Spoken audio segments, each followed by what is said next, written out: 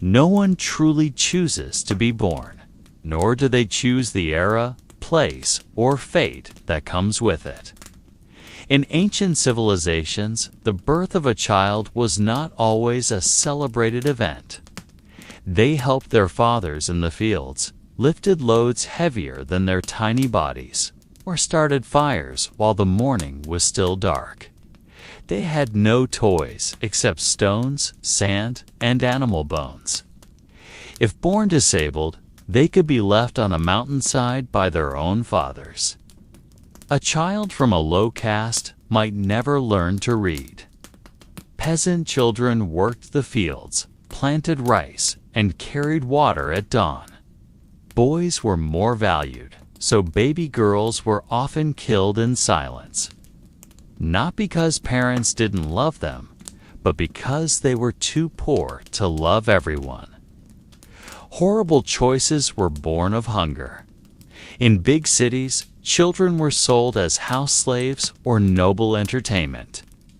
Their small faces learned to smile, even when hollow inside. They would be taught to bow, to accept, to never question. On one hand, children were seen as gifts from the sky. On the other, they could become victims in rituals, offerings to gods, or tokens in war treaties. Not every society fostered cruelty, but in a world without legal protection, the voices of children were rarely heard. They could be sacrificed for failed harvests or forced to march hundreds of kilometers in slavery, never knowing where or why. They could not play in the same places as high-caste children, could not touch water from the same well, could not sit in the same room during religious rites, but a narrow space filled with demands, labor, and sometimes wounds. Behind the grand temples, among carvings of kings and gods, children's voices were lost in silence. They were there. They breathed. They cried. But history rarely recorded their tears. A low-caste girl could be sold into servitude before turning 7. Often, their small bodies were not only worked, but hurt. This was not cruelty, but custom. A law considered just by a society that loved strength more than compassion. Those who survived this selection were not spared pressure. They were harshly trained, taught to fight from an early age, and forbidden to cry. Tears were weakness. Greek girls are barely mentioned in historical texts because they were seen as unimportant. Born to be married off, confined to homes, and bear heirs.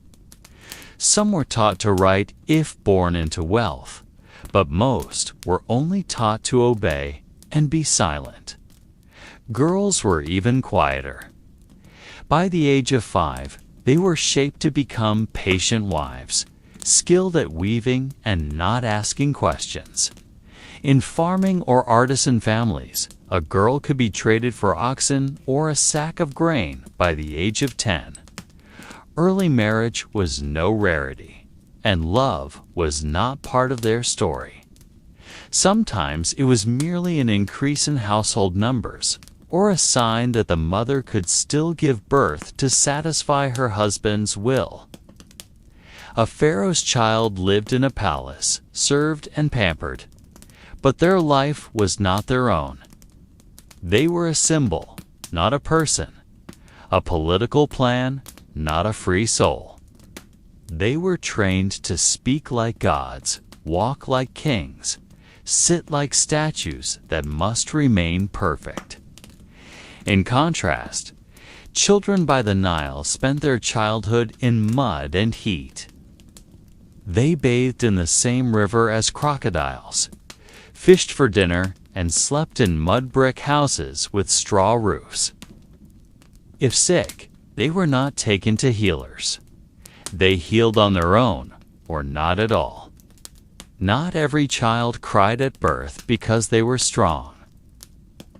Many cried because the world was too cold from the beginning. The first air they breathed was mixed with dust. The first sound they heard was yelling. The first hands that touched them were rough and knew no tenderness. This is the story of children who never truly became children. In Mesopotamia, boys were often treated as little workers even before they could say their own names. In ancient Egypt, the lives of noble and peasant children were vastly different, yet each bore its own kind of pain. In ancient Greece, boys were only valued if they were healthy and strong. In ancient India, caste determined everything, even while the baby was still in the cradle. Great civilizations like ancient China were not spared the bitterness of childhood. From African tribes to Mesoamerican kingdoms, childhood carried two faces. This was childhood in many ancient civilizations. Not a time to play, not a gentle time of growth. Imagine a morning in a small village during the 4th century BCE. The sun has not yet fully risen, but life is already stirring. In the corner of a crumbling mud house, a 7-year-old boy shivers, wiping the drool still clinging to his cheek. His mother has awakened earlier to warm barley porridge, but not for him. The porridge is for his father, who will soon leave for the fields. The boy receives only what is left. His day begins without a hug, without a prayer, without a sweet nickname. He is called out harshly, told to rise and carry a wooden basket bigger than his body. In the stillness of morning, he follows his father to the fields without question, without complaint. Because he knows the voice of a child has no place in the world of adults. In that village, there is no school, no time to play. There is not even a word for future in daily speech. Children grow up to work. Children are born to survive. And if they are tired, it is considered normal. If they are sick, they are considered weak. No one says childhood should be joyful. There are no bedtime stories, no praise for achievement. Life is a series of tasks to be completed. And love, though perhaps present in a mother's gaze, rarely finds its way into words. Meanwhile, in a bustling walled city with crowded markets, an 8-year-old girl helps her mother sell woven cloth. She does not know school or letters. Her job is to offer goods, smile at customers, and avoid the stares of adult men who look too long.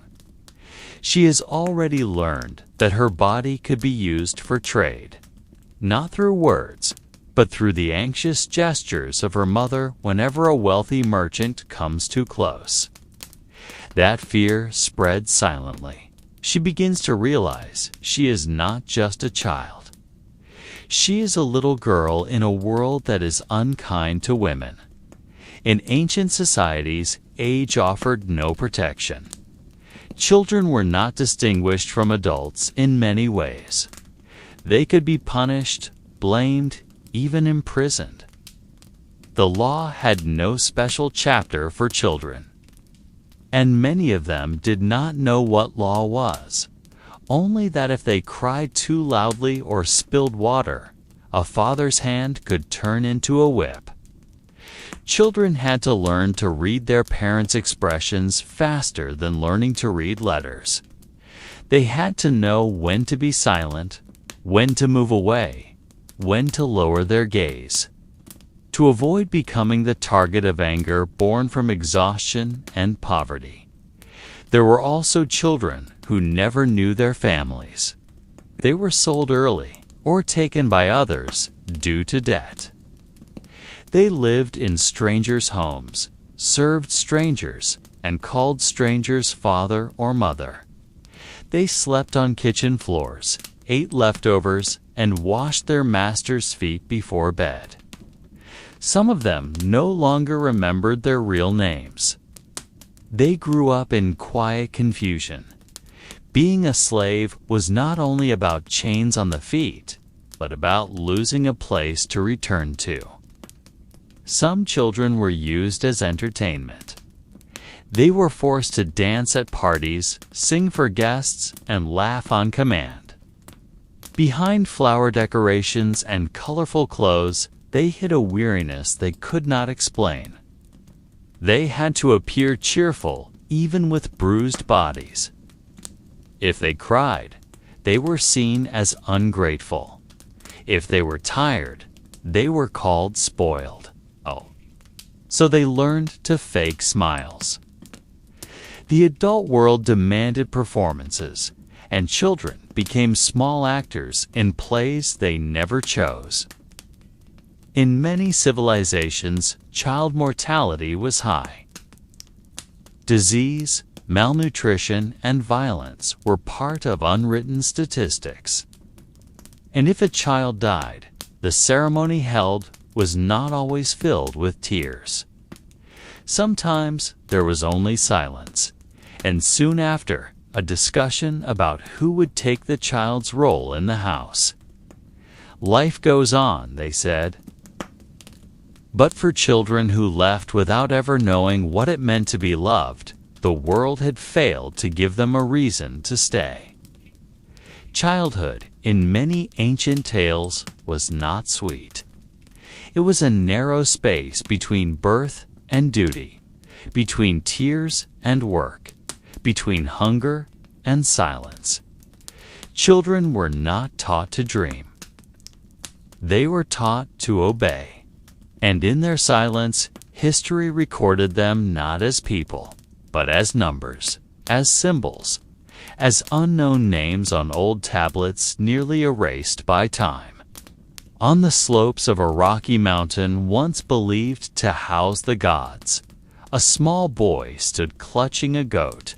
He was not yet 9, but his face had lost its roundness. His eyes staring too deeply into a future he somehow knew would never arrive. This was no ordinary day. It was a day of offering. Their ancestors believed that the gods must be honored not only through prayer, but through real sacrifice. And who is purer, more blameless, more in touch with the spirit world than a child? Sleeping in vast, quiet chambers, lanterns always lit to keep ancestral spirits from invading dreams. They learned to fear shadows, not because of stories, but because they knew any misstep could be cause for punishment or removal from succession. In the palace, no corner was safe for a child. Even their toys were loaded with political meaning. In some ancient civilizations, the blood of children was once considered sacred. The deepest wound was the loss of recognition, that they were, indeed, children. In some humble homes, a mother might slip a warm smile behind the bread she shared. In the corners of a field, a father might lift his child upon his shoulders just once so they could see the sun from higher up. Amidst poverty, sacrifice, and power, moments did appear where children remained children, if only for a moment. But history does not write of these moments. It prefers war and kings. So let us remember them. To children the world nearly forgot. The children wounded before they ever knew what a wound was. That they had the right to play, to dream, to make mistakes, to be understood. The world placed burdens on their small shoulders far too early. And in many stories, we remember them only when they became extraordinary, or when they died tragically. As if that was the only value a child could have. They were not only successors, but intermediaries between earth and sky. In wars between kingdoms, children were the quiet casualties. They did not work in fields or sell goods at market, but they lived in gilded cages. From the age of 5, they were taught not to think freely, but to inherit, to become instruments of their father's power, to be symbols of bloodline continuity. They sat upright for hours, listening to tutors recite praise for ancestors. They could not play in mud, could not laugh too loudly, could not fall in love with anyone not chosen by the family. They lost their homes, their mothers, and often their futures in a single night. Cities were burned, and they were forced to flee into the forests, eating tree bark and sleeping beneath the stars, never knowing if tomorrow would bring a place to return to. Girls were often taken as spoils, not just objects, but their bodies and their lives. Boys strong enough were made arrow carriers. The weak were discarded, the crying slapped silent. Children were chosen not to be celebrated, but to be sacrificed. They were raised upon stone altars, dressed like noble sons and daughters, then laid down in a silence they did not understand. They did not know that the world they had only begun to explore would end them so swiftly. Sometimes they slept under potions, sometimes they were fully awake, but none of them ever asked to be made holy. They were just children. Even if not offered ceremonially, children often became sacrifices to adult ambition. In seats of power, like ancient Egypt or the Roman Empire, noble children had different fates, but not always better. We often forget that pressure also grows from luxury. Noble children lived in loneliness, raised by caretakers, not their mothers. But it was not just physical abuse or social pressure that tormented ancient children. Yet behind all the darkness, there were still faint glimmers of light.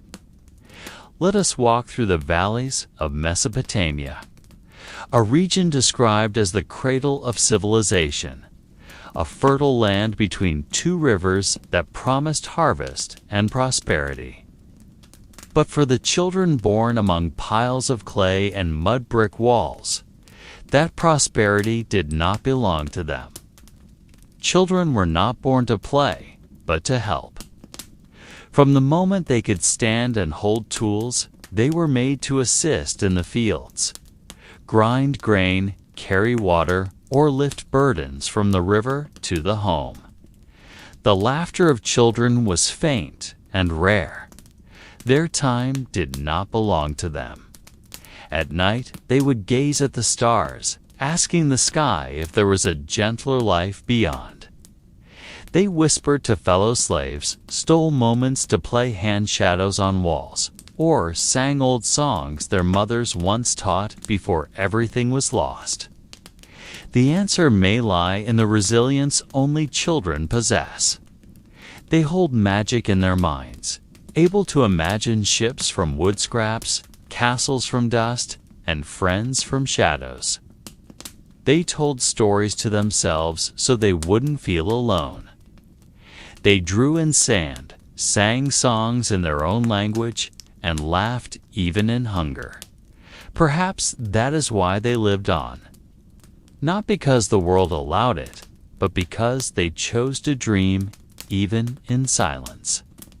In quiet corners, they created small worlds only they could enter. Worlds with no whips. Worlds where they didn't have to grow up too fast. Some children were trained to write under intense pressure, for only a few could become scribes. In many places, children were deemed unimportant until they were old enough to work or marry. They were not spoken to in meetings, had no voice in decisions. They ate last, slept on floors, and were only called upon when needed.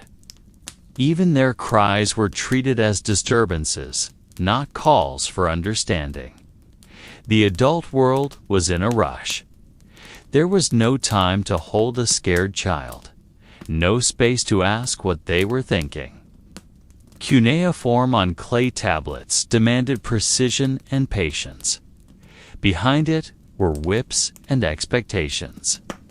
A small child would sit cross-legged, trying to copy the names of kings. They are not written in books, not sculpted in temples.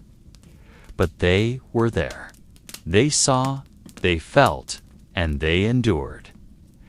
They are the small remnants of humanity in a world that so often forgot it. And City Laws, while his teacher stood with a sharp gaze and hands always ready to strike upon error. Education was not a right, but a luxury that demanded fear. And even if successful, the future held no promises. The scribe remained a servant, only with a pen.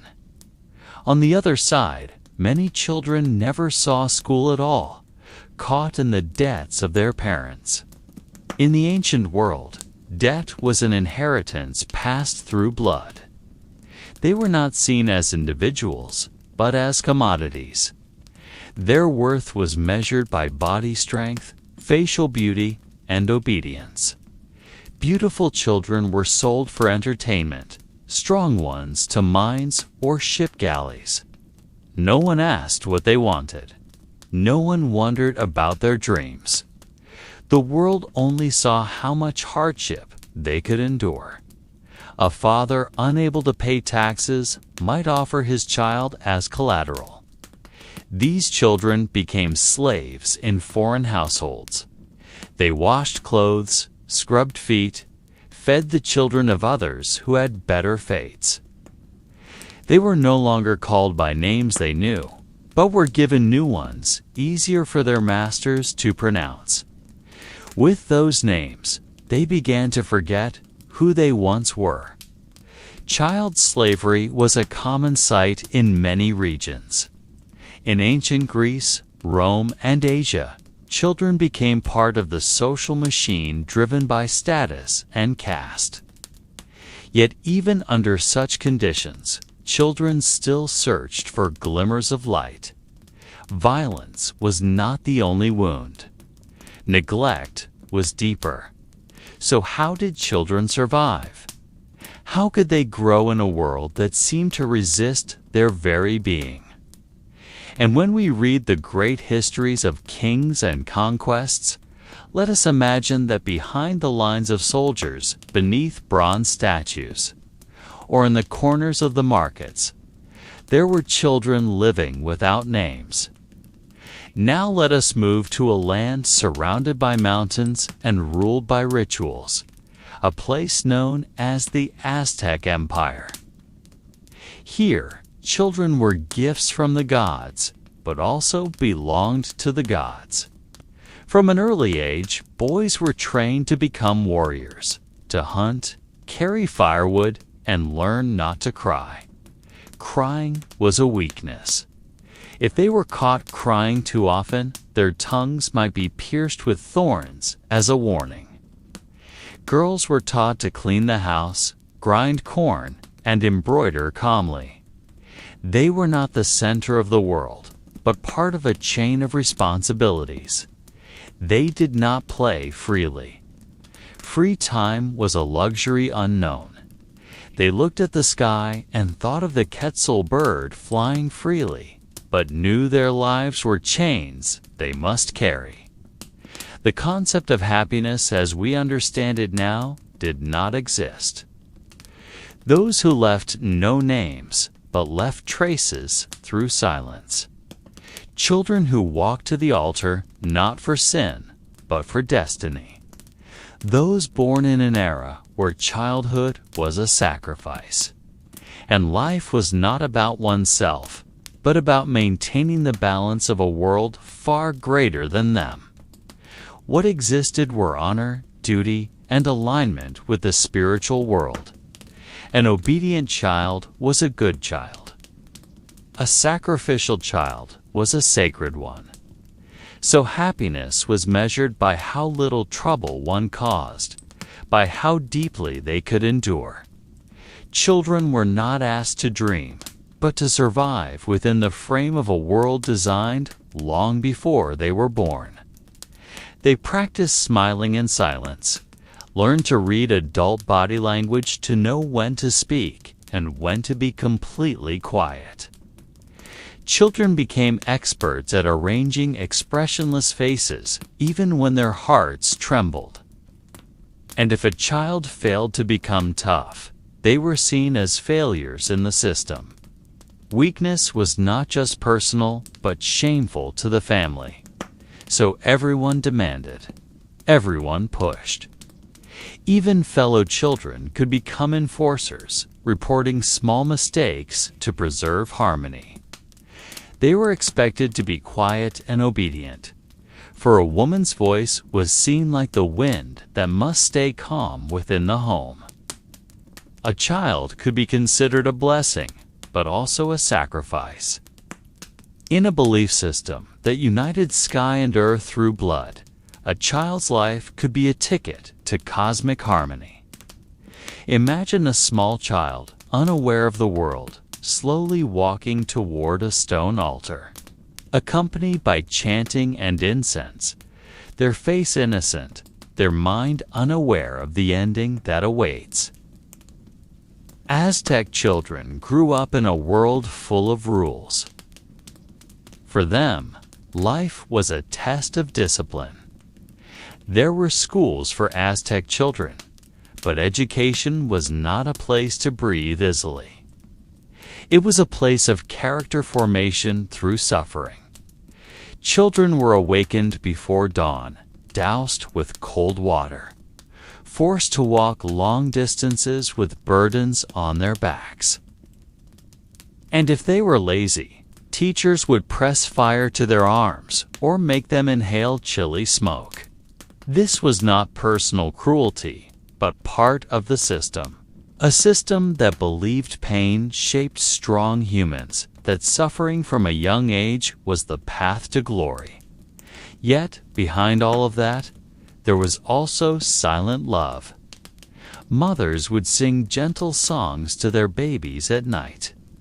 Fathers would speak dreams of courage as the child slept. Amid structural violence and brutal discipline, there were small spaces named family love. Children survived not only because their bodies were strong, but because that little love stayed alive in the cracks of a harsh world. A hug before sleep, a piece of tortilla secretly saved by a mother. Those were the quietest forms of resistance. Children in societies like the Aztecs had no choice to be children in the modern sense. In the minds of these children grew a kind of silent philosophy. They learned to store questions in their hearts. They knew the world would not give answers. Were they happy? That question would not exist in those times. And when we look today at artifacts from that time, murals, stone carvings, or records in Nahuatl language, we must know that behind those colors and shapes, there were breaths of children who never reached adulthood. Now let us shift our steps to the vast grasslands known as the Eurasian steppe, where the Scythians and many nomadic tribes carved out life from the wind, horses, and war.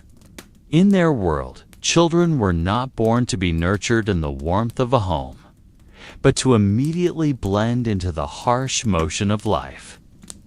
A young boy who could barely walk would be taught to ride a horse. A little girl would learn how to cut animal hides before she knew how to write her name. Childhood in this land was not about games and fairy tales, but about surviving the biting cold and the waiting fangs of wolves in the distance. Nomadic people lived fast and moved constantly. They did not build cities or stone walls. Their world was one of fabric tents and cartwheels. And so children had to learn quickly. They had to remember star directions, recognize the scent of the wind, and read the footprints of enemies or deer from afar. Children who were slow were not harshly scolded, but left behind by time. The nomadic world did not wait. Even childhood was not a phase that could be delayed. If you were not quick, you became a burden, and burdens had no place on the wide and cruel plains. But this did not mean all was cold and harsh. In between, there were stories of parental love wrapped in other forms. A father would teach his son how to draw a bow with trembling hands, and when the boy failed, the father would chuckle softly and show him again. A mother would give her daughter the best piece of meat before feeding herself, as if silently saying that affection does not always need an embrace. Among the tents and the hooves of horses, love was shown not in words, but in actions that were never asked for. Nomadic children were the first witnesses when war came. They were not hidden. Instead, they were brought to observe from a distance how their fathers and brothers fought. They heard screams, the clang of metal, and saw blood stain the ground. And from these experiences, they absorbed things never taught in city schools. They learned that life was about endurance, that tears could not chase away the cold, and that the world valued a calm step more than a scream of fear. So from a young age, the faces of children in the steppe were rigid, their eyes like windows without curtains, open but unwilling to show what was inside. There was a quiet beauty in their life. When night fell and the sky was full of stars, children would sit and listen to ancestral tales about the spirit of a white horse, about the plain that never sleeps, about heroes who turned into birds. In such moments, even if their bodies were tired, their hearts were refreshed. Imagination became the gentlest form of escape from a cruel reality. But as dawn broke, everything returned to the survival cycle. There was no time to get lost in dreams. The real world was too hungry to wait for daydreams. As they grew older, these children were taught not only how to survive, but how to let go. Death was an old companion to them. A horse could die. A friend could vanish in a storm. A sibling might catch a fever and never rise again. So they learned not to hold on too tightly. They loved with the awareness that loss was the price to pay. Perhaps this was where their silent wisdom lay. They did not demand the world to be soft. They simply adapted to live within it, and if needed, to leave it without complaint. To be a child in nomadic culture was to be part of the landscape, not the center, not the priority. They grew with the grass blown by the wind, knowing they were but one speck of dust in the vast steppe. But precisely because of that, they understood freedom, not bound by cities, not caged by walls. They knew what it felt like to ride a horse across the horizon, and that was a form of freedom that even city children could not imagine. They were tough, yes, but they were also whole, one with the earth and the sky, without needing many words, without needing much recognition. Let us now look into the heart of ancient Africa. Along the Nile River, long before Egypt reached its glory of pyramids and pharaohs wrapped in gold, children were already a part of a life that was rich, yet full of pressure. If they were born into families of priests or pharaonic scribes, they were groomed as successors, not with affection, but with pressure. They had to learn to write with thin brushes on papyrus, understand symbols and meanings of hieroglyphs, read astronomy, and keep their bodies straight for long periods. A child of the lower caste might dream of becoming a temple dancer, a soldier, or even a scribe who copied holy texts. But their dreams were like shadows disappearing under the midday sun. In such hierarchical societies, dreams were not always welcomed. They were seen as burdens if they did not align with the structure. So many children learned to dream in silence. They kept those desires behind empty stares, between teeth chewing hard bread, beneath the beams of mud and straw homes. A noble boy who cried from harsh lessons would be seen as weak and shameful. Night was for silence. Not all violence came from whips. Sometimes violence came from neglect, from the fact that no one asked how they felt, from the reality that not one of their names was etched into monuments or historical records. But in that invisibility, they developed a kind of resilience. They did not expect the world to give them space. They only hoped to endure. One more day, one more season, one more year without sinking into the mud of the Nile or being taken by an unnamed illness. A young girl from an elite family had to guard her speech, bow at the correct angle, and greet guests with lowered eyes. They did not know of the wider world, of snowy mountains or endless oceans.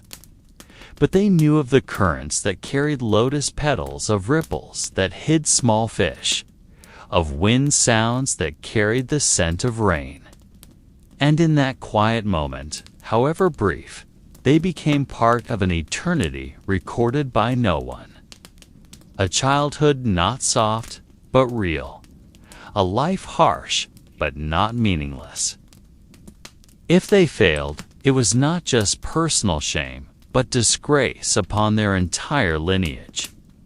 In societies centered on harvests and floods, children were not symbols of joy, but additional hands needed in timely precision.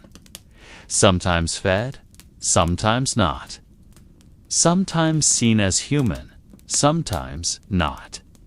They knew that crying changed nothing. So they stayed silent, learned to watch from the corners of their eyes, moved only when told, and were grateful if the night passed without beatings or shouting. They grew up with skin burned by the sun and feet that never knew shoes. The world had never intended to be kind to them, and history only wrote them as faceless statistics. Even before the age of 10, a boy would carry water jars, follow his father into the fields, or guard livestock from straying into the barren plain. A girl would help her mother pound grain, mix mud for the house, or help receive village elders who came to visit. Playtime existed, but it was not a right. It was the leftover of unused productive hours. They could laugh, of course, but never for too long. Laughing too loudly was seen as improper, and in a society ruled by seasonal order, uncontrolled emotions were not well regarded. So many children learned to restrain themselves early. They listened to folk tales not to sleep, but to memorize lessons about floods, seasons, and caution against snakes or evil spirits. Folk stories became an unofficial curriculum, and any mistake in interpreting them could lead to real disaster. In central cities or large villages, children had a different life path. But beyond that, were children unrecorded by history, slave children, bearers of burdens, children who slept in the shadow of nameless temples. They grew like wild grass. Still, that did not mean they had no dreams. Their days passed in an almost always predictable pattern. Morning was for work. Noon was for work. At the riverbank, during twilight, these children sometimes sat in a row, watching the water flow slowly. Now imagine a cold and foggy morning in the birthplace of ancient Chinese civilization. A small village by the river where the sound of bamboo chimes echoed through the mist. And a 7-year-old boy was already walking barefoot, carrying a basket on his back. Inside it were dry grass, tools to light a fire, and a few leftovers from the night before. Poor boys rarely saw what letters looked like, but in larger villages or honorable families, some children were allowed to read ancient Chinese characters on bamboo or silk. They had to conform to strict standards of politeness. Their body language had to be measured, their tone of voice low. Sent to carry stones, sweep yards, or even become offerings in certain rituals if fate so demanded. In some ancient stories, there are notes of children buried with their masters to accompany them in the afterlife. They did not hear bedtime stories. They slept on coarse mats or directly on the ground, sometimes with empty stomachs, sometimes with bruises left untreated. But they fell asleep nonetheless, because they were tired, because there was no other option. And in that sleep, maybe they dreamed. Dreams not recorded in dynastic records or carved in stone. Dreams of being a bird, or a river, or a cloud. Something free. Something not required to submit. Though when they awoke the next morning, it would all return. The burden would return. The work would return. But for one night, in the silence and the cold, they were something untouched by law and custom. And strangely, it was considered a great honor, not only for the family left behind, but for the child as well. They were seen as living offerings, a concept hard to grasp today, but entirely real at the time. They were not allowed to lift their heads too high. There are records of children who escaped their fated cycle. A carpenter's son who became a poet. A shepherd boy who became a war advisor. But such stories were rare, very rare, and they were only small lights in a vast canvas of dark lives for ordinary children. Because the truth was, most children remained bound to a lifeline inherited without choice. They were never asked to dream. They were only taught to endure, not allowed to walk too fast. Children had to learn not only physical obedience, but inner obedience as well. They were taught not to ask why, but how to fulfill the tasks assigned. They were taught that sacrifice was a virtue, that pain was part of honor, and that life was a cycle of work and submission. They learned while sitting upright for hours, with hands that could not move freely. If tired, they were not allowed to yawn too wide. If they miswrote a character, they were punished with a hard ink eraser.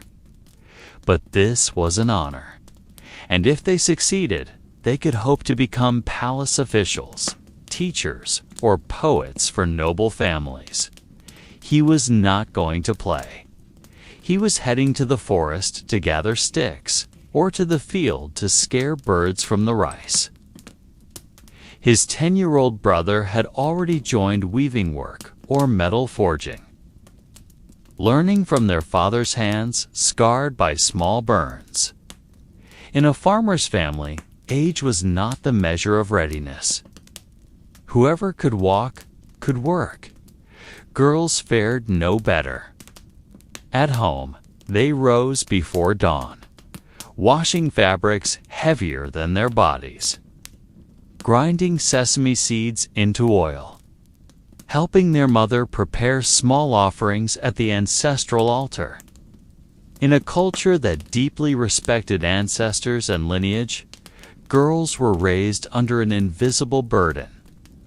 They did not inherit land. They could not carry on the family name. But they had to guard the family's honor more than anyone else. A misstep in behavior, a smile too wide, a laugh considered too loud could be reason enough to bring shame. Even a 5-year-old could be scolded for not drawing the curtain properly or not pouring tea with the correct hand position. Education was not universal. But even those with access to education were not free from pressure. Beyond village fences were children from servant castes, slaves, or even orphans living in mourning houses. They were the most forgotten. Even so, not all stories ended in absolute sorrow. When night fell and oil lanterns were lit one by one, these children did not fall asleep in warm embraces. Let us turn to another side of the world, to the Maya and Aztec civilizations in Central America, where the sunlight falls sharply upon stone temples, and the lives of children are defined by unseen forces that govern the sky and the earth. Every day was an offering, every task a form of worship. A boy might rise early to help his father carry wood or spin thread from agave fiber. A girl was already trained to turn corn into tortillas by the age of 6. They woke to the sound of a conch whistle, worked in corn and cacao fields, and slept on hard ground to the sound of insects. Tales of gods watching from the sky, dark beings that stole naughty children, or ancestral spirits punishing the lazy. In this society, fear was not meant to frighten, but to preserve balance. Children were taught early that life was not for oneself, but for the whole universe. One small mistake could disrupt great harmony, so even footsteps had to be careful. The way they sat, spoke, and looked into adult eyes had to be taught from a very young age. They rarely had time to play, and if they did, their games were never without symbolism. Jumping over small fires, hiding among rocks like forest spirits, or racing in circles like the sun's orbit. Play was training for participation in the cycle. Nothing was done merely for personal enjoyment. There were no birthday parties, no leisure holidays. There was only the strict ceremonial calendar. Days when children might join religious processions with painted faces and bodies adorned with flowers. Sometimes they were also part of darker rituals. When dawn came and the mist rolled down from the mountains, children sang morning songs with their mothers. They made dolls from corn leaves, danced small dances, imitating quail birds. At night, after work was done and the fire lit, they sat listening to stories of the sun's birth and the moon's death. They may not have understood the full symbolic meaning of the tale, but in their elders' tone, they felt safe. In the heart of the ancient city of Tenochtitlan, or small villages on the Guatemalan highlands, children were not seen as free individuals, but as parts of a cosmic structure. The night sky was an open book. Stars were not just light, but signs.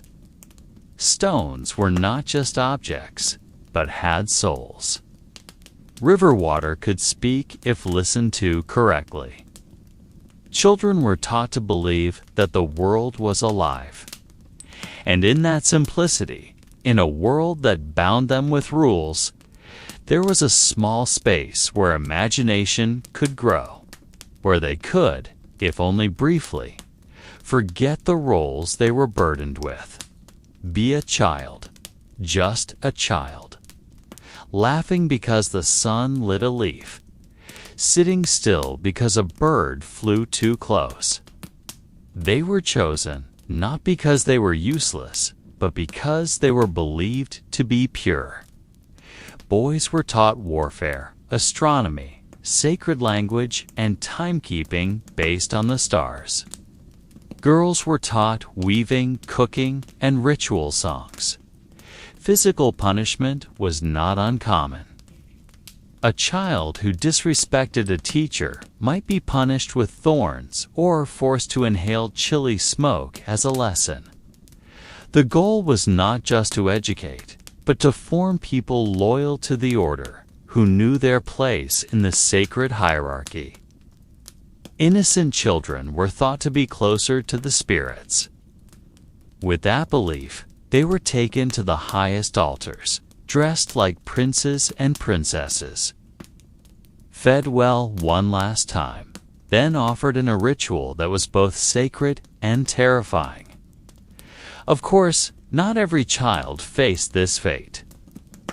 But the fact that it could happen shows how a child's life in the past was often not their own. A child was not just a family member, but part of a spiritual duty, of a lineage and destiny older than themselves. From a young age, children were taught that the world was a field for the gods.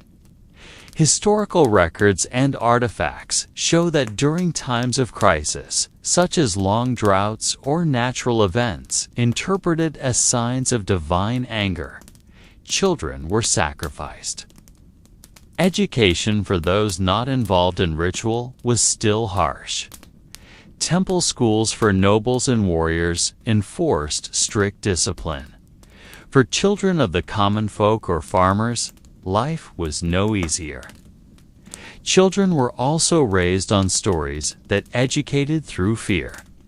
Yet behind all the hardship, there were moments of undeniable beauty. And though their lives were full of labor, fear, and discipline, they also grew up in a world full of wonder. Now, let us direct our gaze to the Far East, to the vast plains and misty mountains of ancient China. Their children lived in the shadow of empires, ancestral philosophy, and expectations far greater than their small bodies. A child was not just a child to their parents, but an extension of family honor. A reflection of Confucian morality that bound society with invisible threads. From their very first steps, they walked a path carved out thousands of years earlier. In small villages wrapped in morning fog and rice fields glistening with dew, a boy rose before the rooster crowed. He washed his face in the cold river and immediately helped his father plow the fields or feed the ox. Girls prepared hot water, swept courtyards, and helped their mothers weave or cook rice. There was no room for playtime during planting or harvest seasons. Everything moved in the rhythm of agriculture that could not be denied. If the rains came too early or the sun rose too late, the family might starve, and children knew that early on. They were not raised in freedom, but in vigilance. In great cities like Luoyang or Chang'an, children of nobles or officials had different lives, but not always lighter ones. They learned to read Hangzhi characters before they could tie their shoes. They had to memorize classical poems, understand philosophical teachings, and learn how to bow perfectly before elders. A small mistake could mean great shame for the family. In a society that revered face and honor, a child was the guardian of ancestral reputation. If they failed exams or behaved impolitely, not only were they scolded, but their parents were deemed negligent. The education system emphasized memorization and discipline. Children had to read Confucian scriptures and answer complex moral questions. They sat upright for hours, listening to teachers with bowed heads, writing characters with brushes on rice paper that tore easily if hands trembled. The teacher was an almost sacred figure, and the rattan cane in his hand was not just a disciplinary tool, but a symbol of divine responsibility. Fear and respect mixed into one within the hearts of these children. They did not learn to question, but to remember, imitate, and obey. But not all children reached school desks. Children of poor families often never saw ink and paper. Their lives were spent in fields, markets, or at home babysitting younger siblings. They became part of the family's economic engine. A boy might be expected to work as a porter by the age of 10. A girl could be betrothed upon her first menstruation, and from that moment, her life was no longer her own. Some were even sold as servants or slaves to pay off family debts. There were no laws to truly protect them, as society viewed them as family property, not individuals. Sometimes these children had only one escape: imagination. Beneath star-scattered skies and amidst the rustling of tall bamboo, they created worlds in their minds.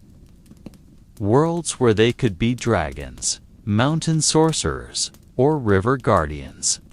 They made kites from scraps of paper and pieces of bamboo, hoping the wind would carry them to lighter, brighter places.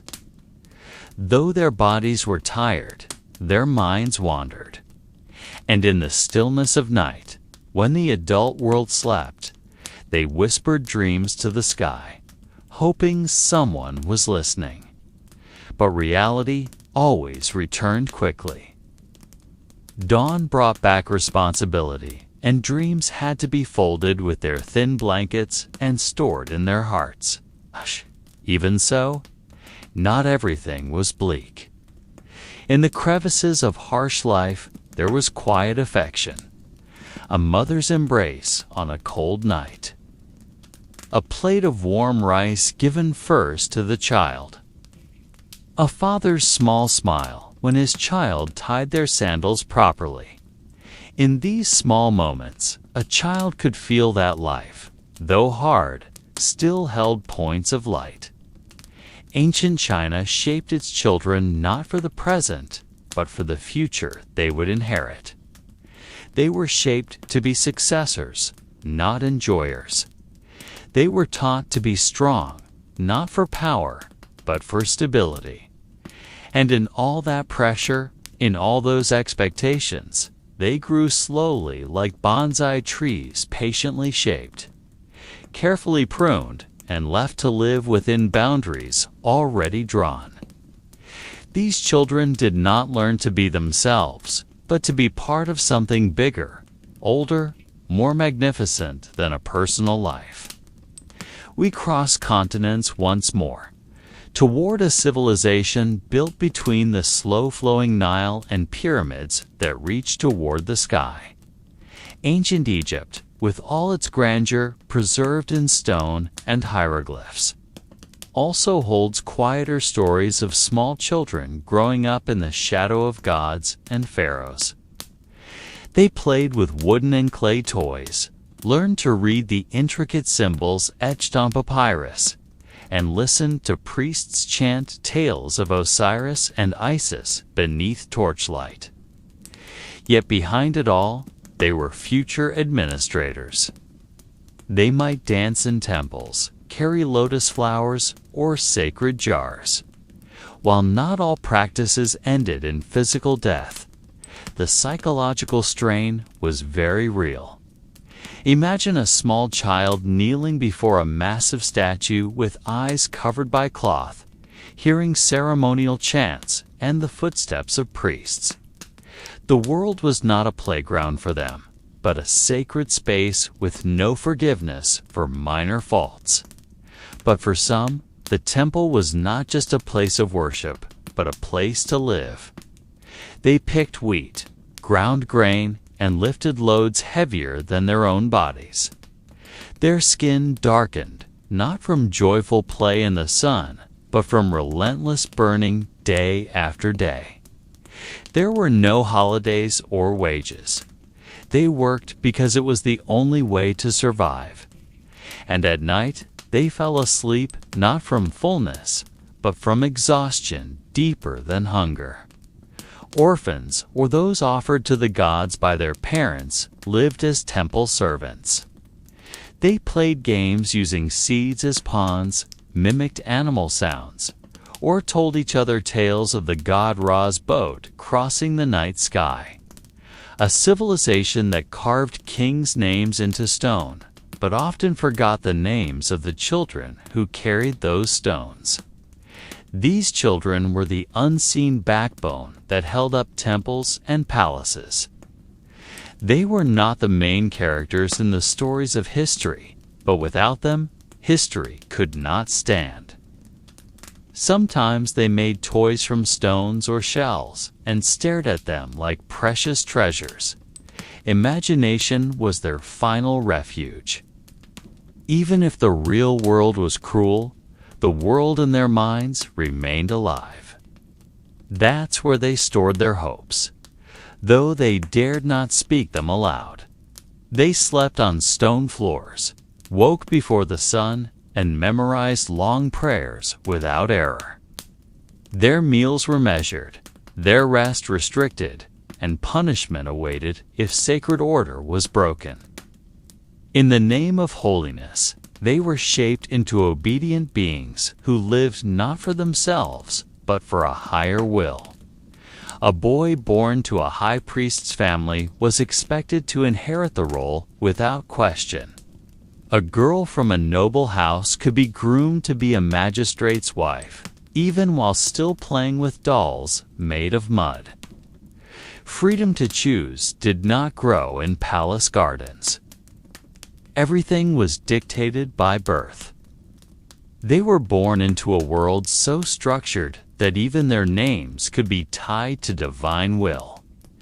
They lived in mud houses with only a single room. Their mornings began by fetching water from the river, helping mix mud for walls, and herding goats in the sun-scorched desert. At an age meant for laughter and adventure, they already tasted weariness that seeped into the bones. Many were not even named until they survived early childhood. Infant mortality was high, and many parents held back emotional attachment until the child was strong enough to endure. But an orderly system does not always mean a gentle life. Children of nobility had luxuries most common folk could only dream of. Meanwhile, children of laborers and farmers faced a harsher path. In grand religious rituals and long funerary processions, children also participated. Some children were even used in symbolic offerings.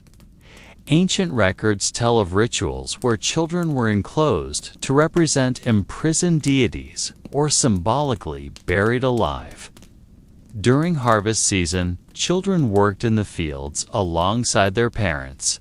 Yet amid this harshness, ancient Egyptian children carved out small spaces for dreams. Ancient Egypt raised its children to become part of an eternal civilization.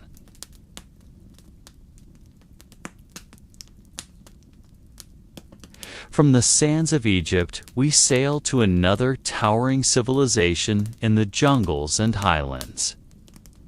We arrive in the world of the Maya and the Aztecs, where the sky was filled with myth and human blood was the highest currency offered to the gods. Here, children were not only seen as the future, but as part of a cosmic cycle. They were small bodies woven into grand and sometimes grim rituals.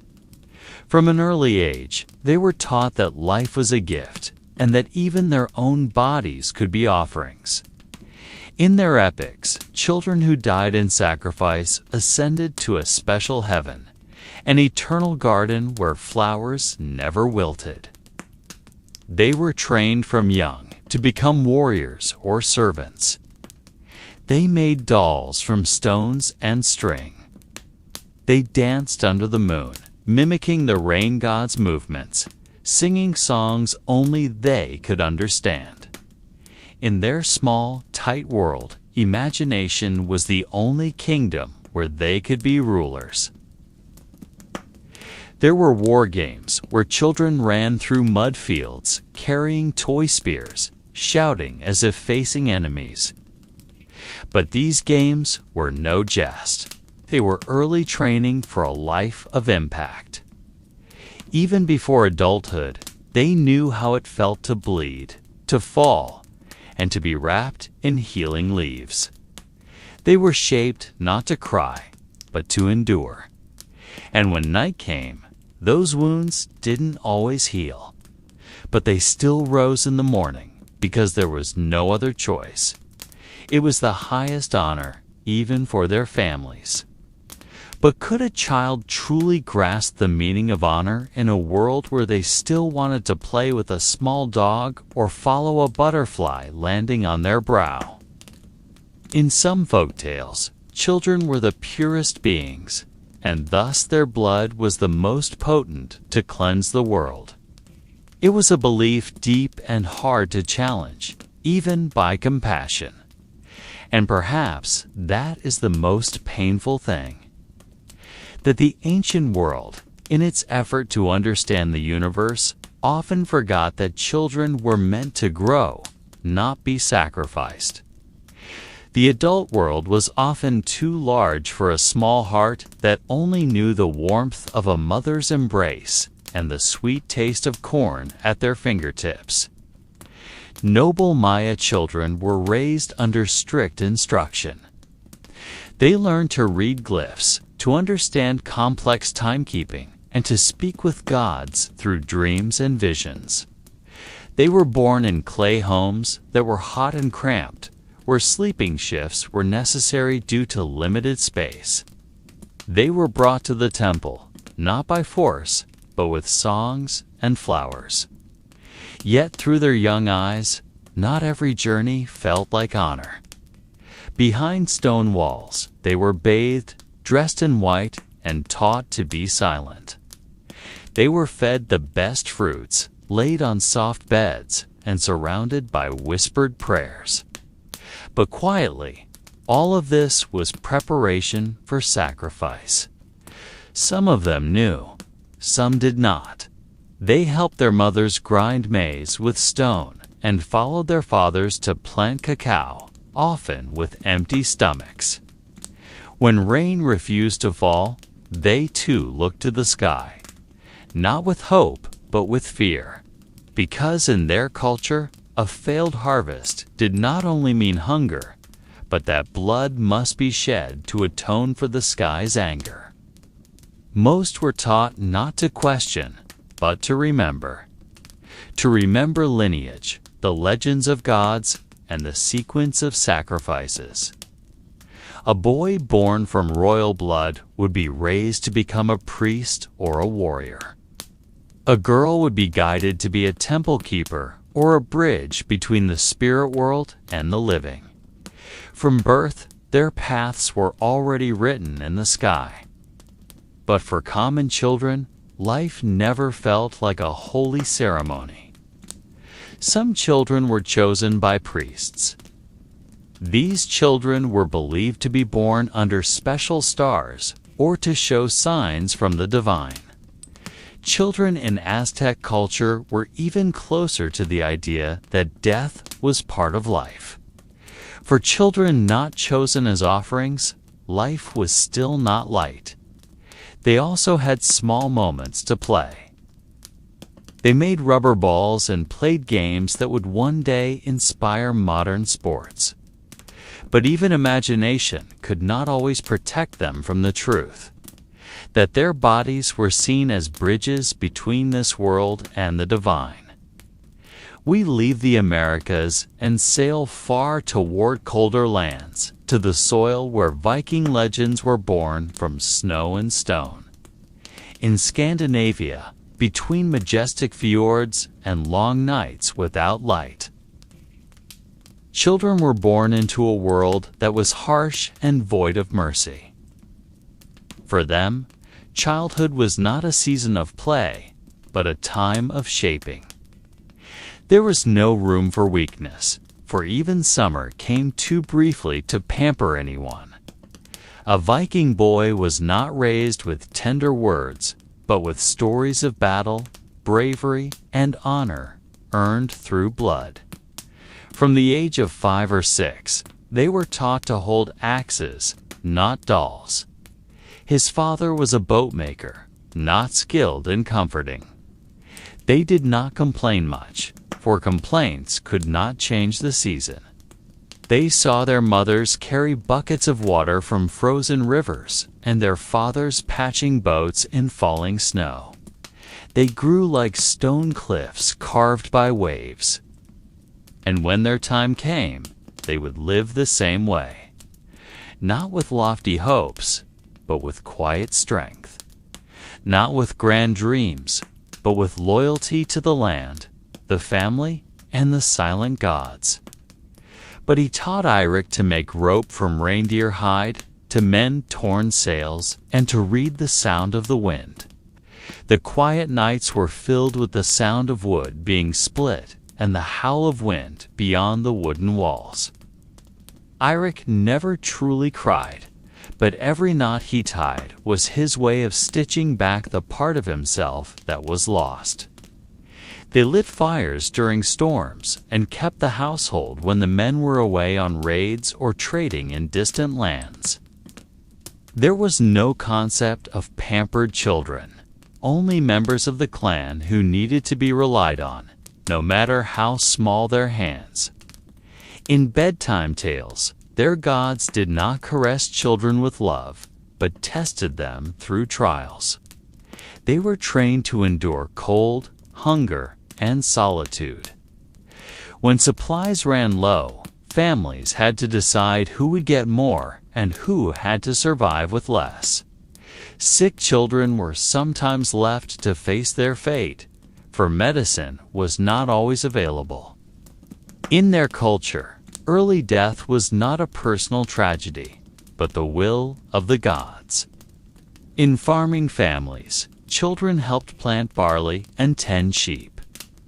In seafaring homes, they were taken out to sea to learn to read the wind and stars, sometimes even witnessing death among the freezing waves. Girls did not live in softness either. They were taught to stitch wounds as they stitched clothing, and those trials sometimes came too soon. Many children did not survive their first winter. Small bodies unprepared for sub-zero temperatures. Food was not always enough.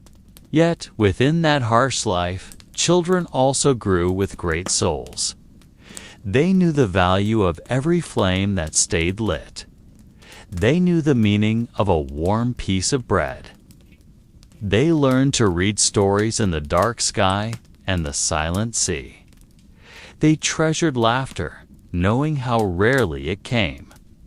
When they gathered around the fire, they shared tales passed down from their ancestors. And in those stories, children were not just listeners, but heirs to the spirits of heroes. There is one tale of a boy named Eirik who lost his mother in a great snowstorm. In the Viking world, children were shaped by stories and labor. Now let us return to the continent of Asia, two lands folded in morning mist and the soft sounds of temple bells, to ancient China full of dynasties and discipline. There to be a child was a position between high expectation and absolute obedience. A child was not just a member of the family, but an extension of the family's honor, a sheet of hope to be written with the ink of hard work and devotion. From villages along the Yellow River to the imperial palaces, children never truly belonged to themselves. From an early age, boys were prepared for examinations. Not the wild trials of life, but tests of paper and ink. They were taught to read complex characters and memorize the long and sharp verses of Confucius. Every mistake was seen as a sign of lack of dedication. And behind every memorized word, there was a silent pressure to elevate the family name. Children learned to sit still for hours, enduring pain in their legs for the sake of concentration. One wrong sentence could mark the beginning of a discarded life, and one beautiful script could alter the fate of 3 generations. Meanwhile, girls learned silence in a different way. They were prepared to be the shadows of the household, not to shine, but to soothe, not to speak, but to understand. From a young age, they learned to sew with trembling little fingers, to serve tea with gentle motions, and to understand that their voice must be as soft as their footsteps. They were not stars, but the faint glow that illuminated the family from behind the curtains. But not all children had the chance to learn or even live long. Children from poor families were often sold. Some were sent as servants. Others were given as offerings to landlords or local rulers. They had no right to refuse, as their existence was a bargaining chip in the economy of poverty. A pretty boy could be sold to a brothel, and a young girl might become a wife before she could even tie her own hair. And all of this, in the order of that time, was considered normal. One old record tells of a boy named Liang, sold by his father to a wealthy family in a big city. Liang was only 8 when he arrived at that grand house. He understood little, except that he could no longer call anyone father. His tasks were to sweep the yard, stack coal, and make sure there was no dust on the stone stairs. Every mistake was met with a strike from a small wooden stick. And each night he stared at the sky and tried to remember his mother's face, which slowly faded from memory. Children like Liang did not grow up with hope. They grew up with duties. They knew the world would not wait for them to be ready. They were shaped by sharp hierarchies, by social ladders, not easily climbed. But behind that, they learned something no book could teach. They learned to read adult body language, to know when to speak and when to remain silent. They learned that kindness sometimes came in the form of a warm bowl of porridge from the kitchen, or a silent smile from an old servant who had once been a child too. And among all of that, there were also children who found their own way. Some ran away to the mountains and became young monks. Others slipped out at night to hear poetry recited at the market. In the silence that was forced upon them, they wove their dreams quietly. They knew the world was unkind, but they also knew that a soul that endures could become a river that wears down stone. And then let us walk through the valleys of Mesopotamia, the land between 2 great rivers, where early civilizations carved laws and built towers toward the sky. Here, children were not only heirs of fields or servants of temples. They worked beside their fathers in the fields or were trained by soldiers. If their families had a military role, there were no birthday celebrations. No time to play in the dirt streets. Only the rotation of the sun bringing labor and the night bringing exhaustion. They grew up between the rhythm of swinging sickles and the scream of desert wind slamming against mud huts. He dreamed of becoming a poet, but his father forced him to memorize long lists of trade goods.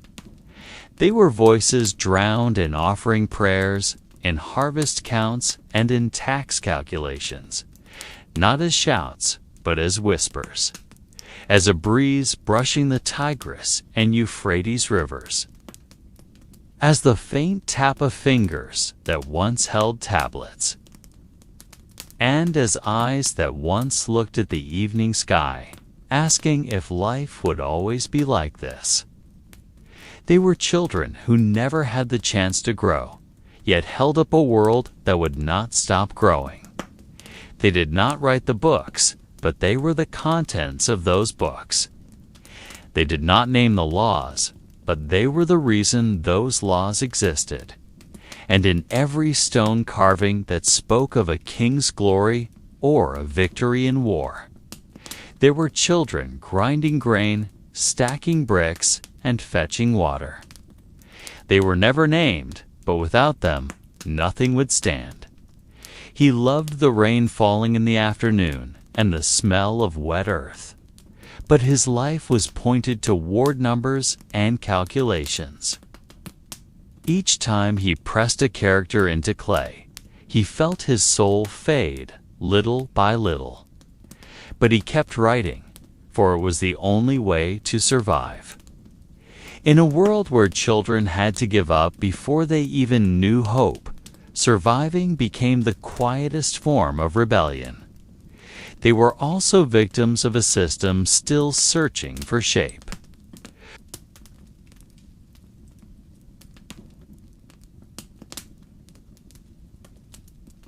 But this fortune came at a price.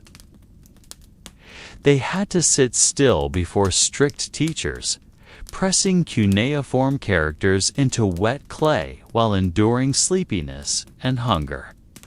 Education was not about freedom of thought, but about memorization and obedience. They did not learn to become themselves, but to become what the state, the family, and the gods required.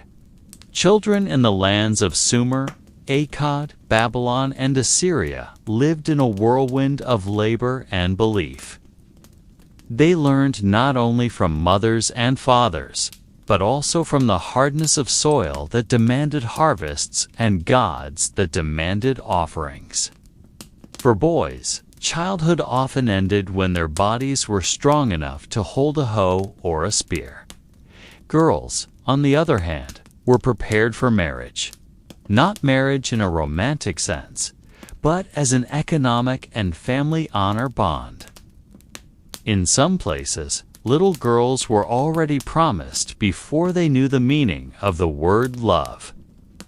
They learned how to make bread from barley, how to tend the cooking fire so it stayed alive, and how to hide their crying so as not to burden their mothers. In Hammurabi's laws, there were clauses detailing a child's responsibility to parents and punishments if they failed. From a young age, they lived under the shadow of harsh law, not as protection, but as a high fence that could not be jumped. Some children, born into families of artisans or merchants, were fortunate to learn reading and writing in clay tablet schools. One story still carved into tablets tells of a child named En-Lobani. He was the son of a scribe.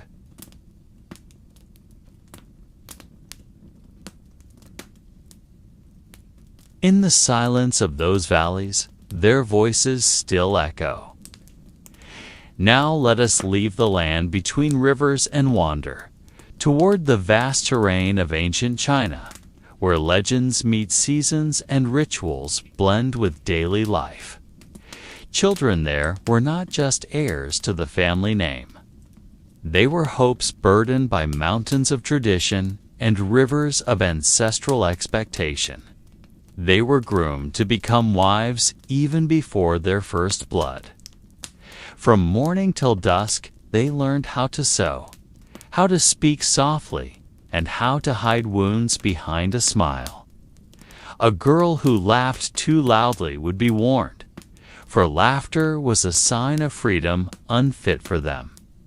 A boy might gaze at the moon and wonder if, in the imperial palace, children too feared their fathers. But the paintings of that time show small shadows carrying water, drawing from wells, or sitting silently in the classroom copying calligraphy. Children who dared not speak loudly, yet heard more than anyone. Who never wrote poetry, but whose lives were forgotten verses. In each small step they took, a world was upheld, and in the quiet of their childhood echoed a life never truly finished. A little girl might watch plum blossoms fall and hope that one day her life would not be defined by who chose her. Their dreams were not about escape, but about understanding, about seeking meaning in a life that seemed written before they were born. A girl who walked too quickly would be scolded, for haste was a sign of impatience. And a girl who was too clever was often hidden, for brilliance was a light that could scare away suitors. In the Confucian culture that seeped into every corner of the home and policy, children were taught that their lives did not belong to themselves. More often as whispers, as the soft sound of a brush touching rice paper, as the quiet breath while memorizing Tang Dynasty poems under oil lantern light. They were not merely children. They were future keepers of family tombs, guardians of ancestral altars, and bridges between the spirits of the past and the ever-changing world. They lived to repay their parents' kindness, uphold the family's honor, and carry the dignity of many generations. In waterlogged rice fields, they learned to bow to the earth, pull weeds, and obey commands without question. There was no time to ask why, because why was a luxury question only the rich could afford. They knew the shapes of rain-bearing clouds faster than they knew the shape of characters. They understood the sounds of seasons better than the voice of their own hearts. From a very young age, boys were trained in discipline, not only in writing and classical literature, but also in posture and the tone of voice when speaking to elders. There was no room for mistakes, for a mistake was not merely a personal fault, but a stain on the entire bloodline. They learned not just to read, but to submit, to bow not out of fear, but out of knowing their place in the world. Not because they were weak, but because that was the order of heaven and earth. Girls lived in narrower worlds, yet their burdens were no lighter. In wooden homes across small villages, children's voices were rarely heard as cheer or joy. For some born to farming families, life was even harder. But even in that stillness, dreams grew quietly. In ancient texts, their names were rarely mentioned. Now let us walk toward the Andes civilization to the high world of the Inca, where sky and earth feel closer, and where the heavens silently witness the fate of children bound by the will of power and stone gods. They were sacred rituals, carried out with deep reverence and lengthy preparation. The children chosen usually came from noble families, deemed pure and sacred. They were well cared for, given the finest food, the most beautiful clothes, and soft prayers. But all of it was preparation for a quiet, cold end atop a mountain in frozen solitude, where their bodies would turn to stone along with the wind and snow.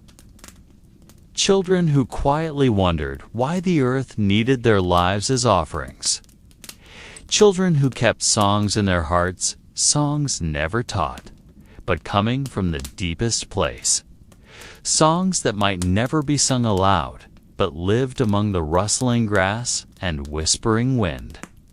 In a culture that seemed harsh and ritualistic, children still carried the seeds of gentleness.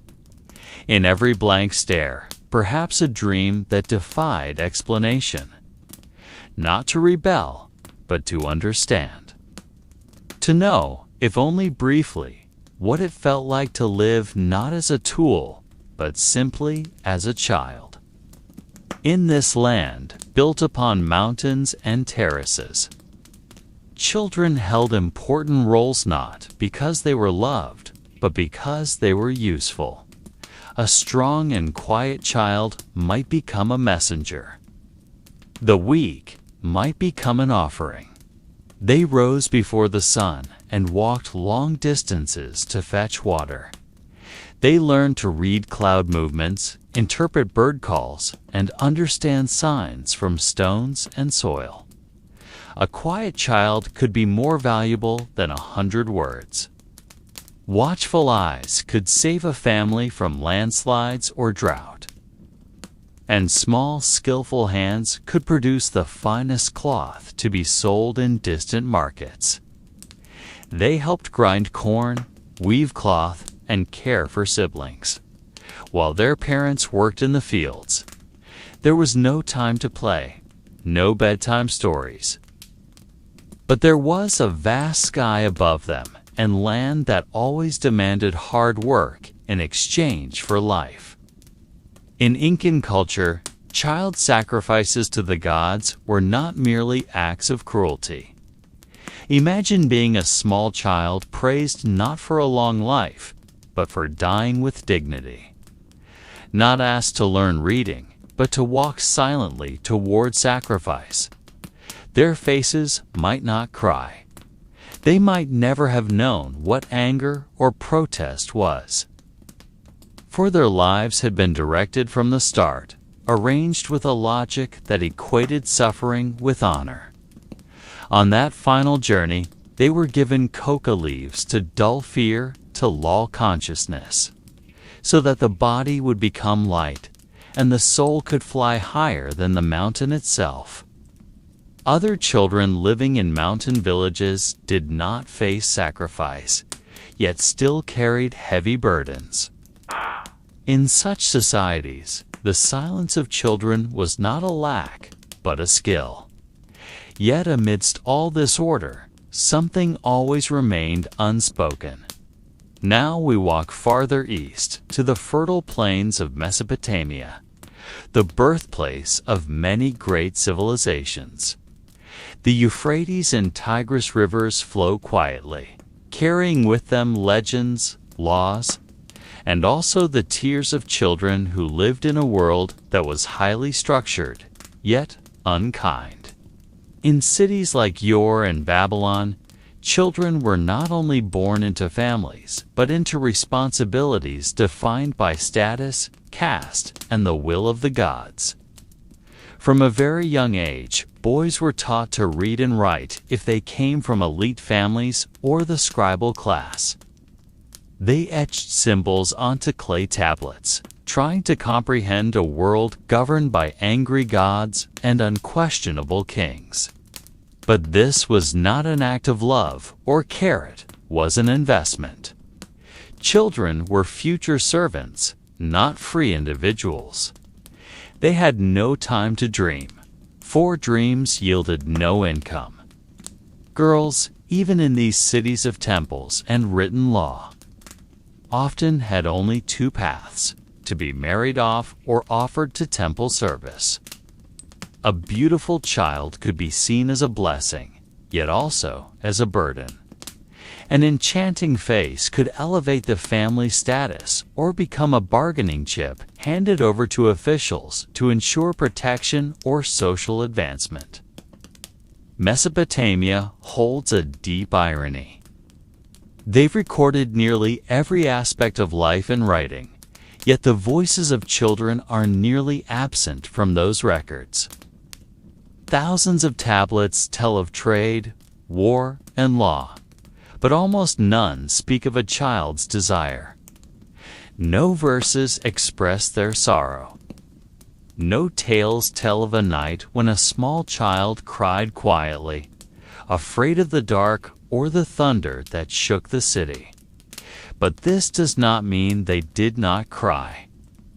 Their tears were hidden, buried beneath layers of clay and hierarchy. Perhaps they wept in the corner of a mud brick house, while their mother wove and their father worked the fields. Or they simply sat, watching the river flow, wondering where the water went and if there was a place at the end where children could play without worry. In a culture that so deeply valued order and structure, children grew like bricks. They were made to fit into predetermined spaces within society, not allowed to be bent, not allowed to be fragile. They had to be strong, even when still young. But like all bricks, if too much pressure is applied, they may crack in silence.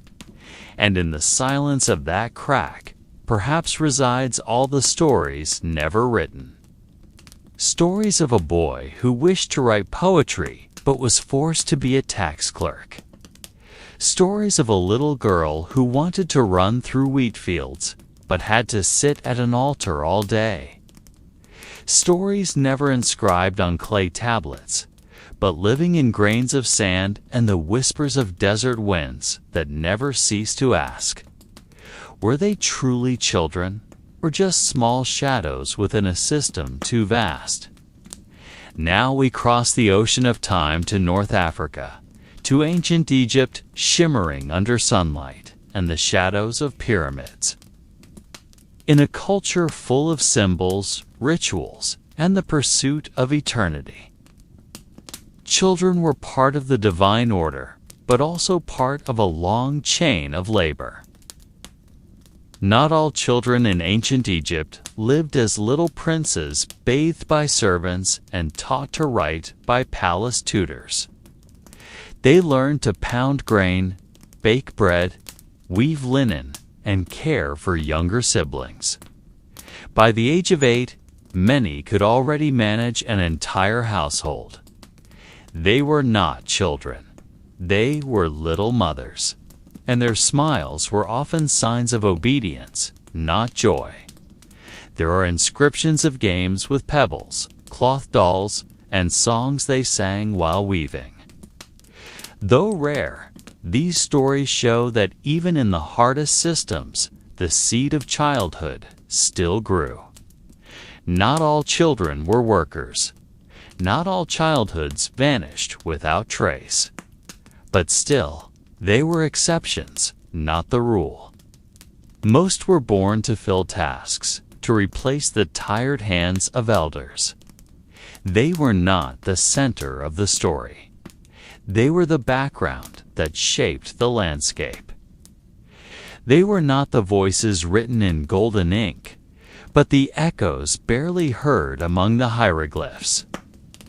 But perhaps, if we sit in silence long enough, if we look deep enough, we might hear that tiny voice, whispering one simple wish. May I be a child, if only for one day. Boys from farming families usually began working as soon as they could walk. They followed their fathers to the fields, tilled the soil, fetched water, and watched the livestock.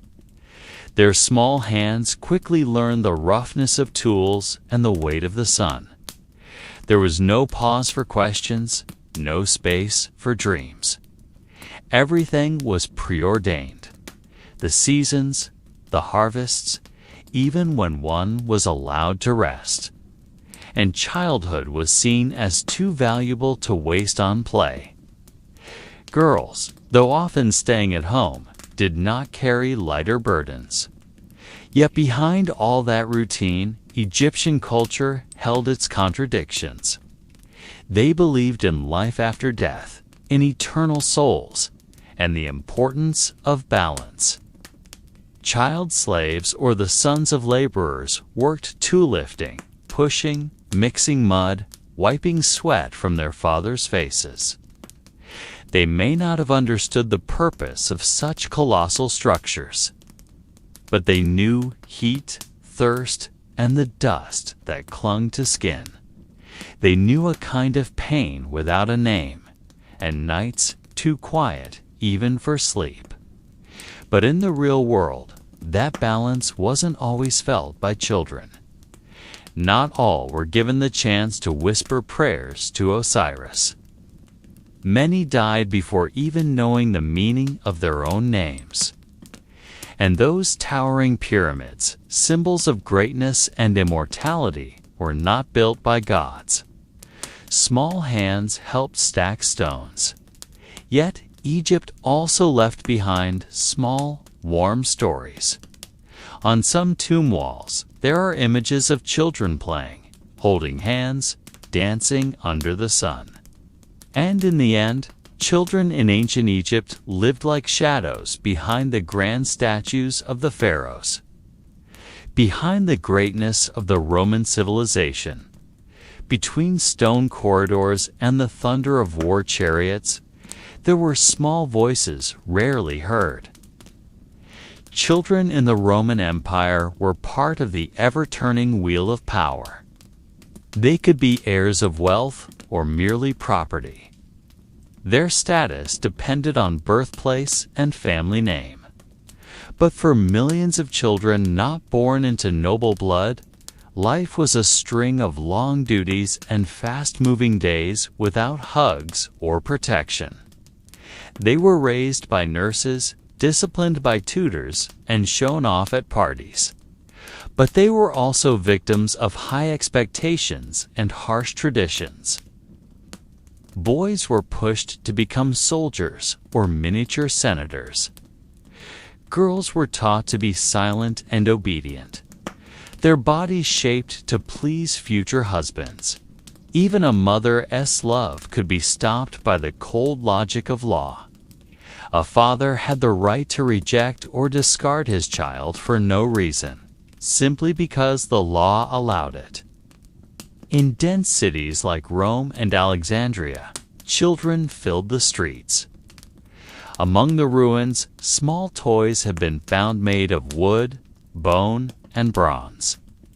There are tiny dog figurines, dolls with moving joints, and miniature pots for pretend play. Among ancient tombstones, poems were written by parents for children who died too soon. The words are tender and aching.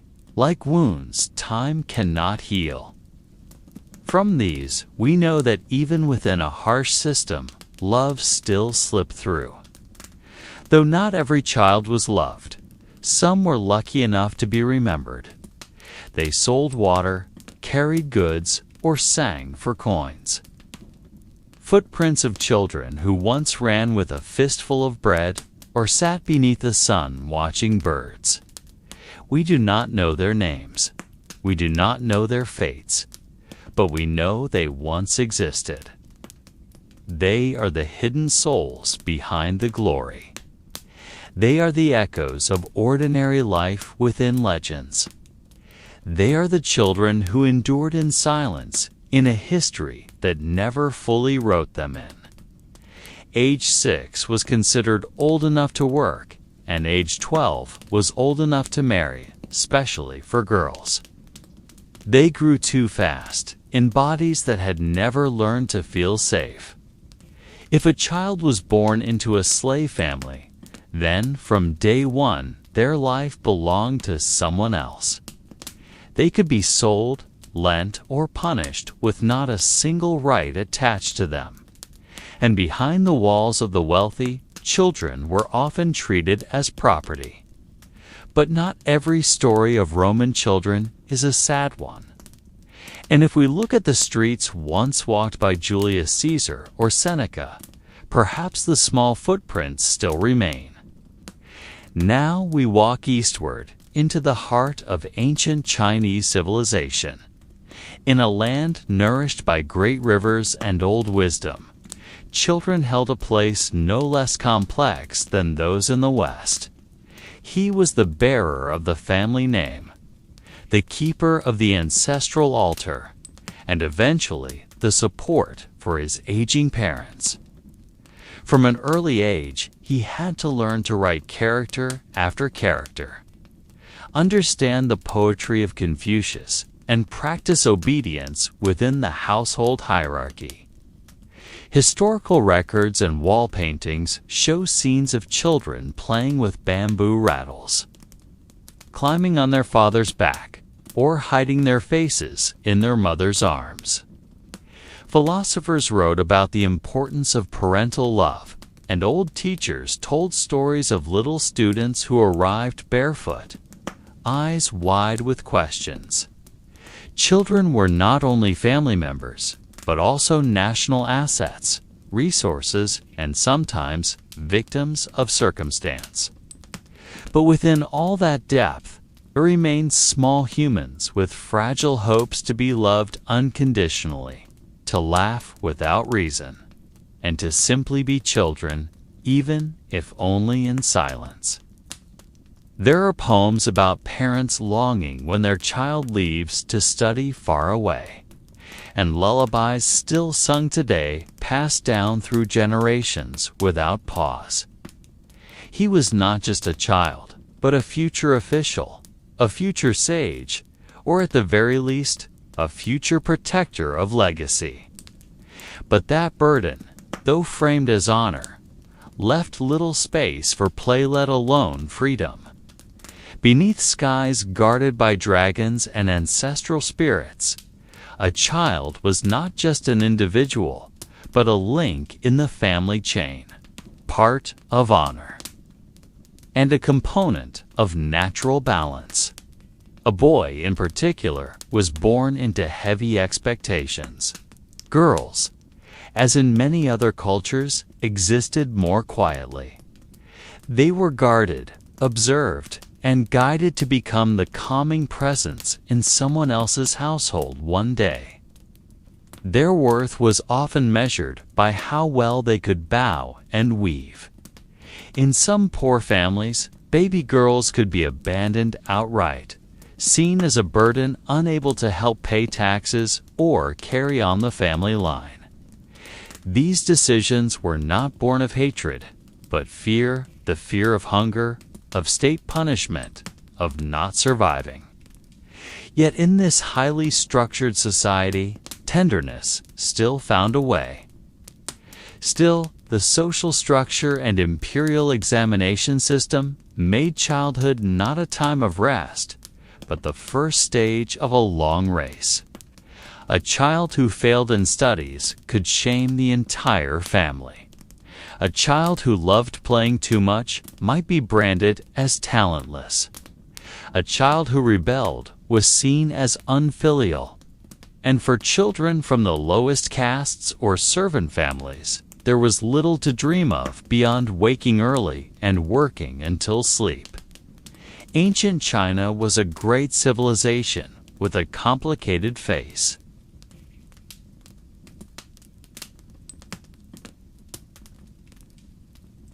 We now step into another part of the world, into the continent of Africa, rich in diverse tribes, kingdoms, and local wisdom rarely captured in global history books.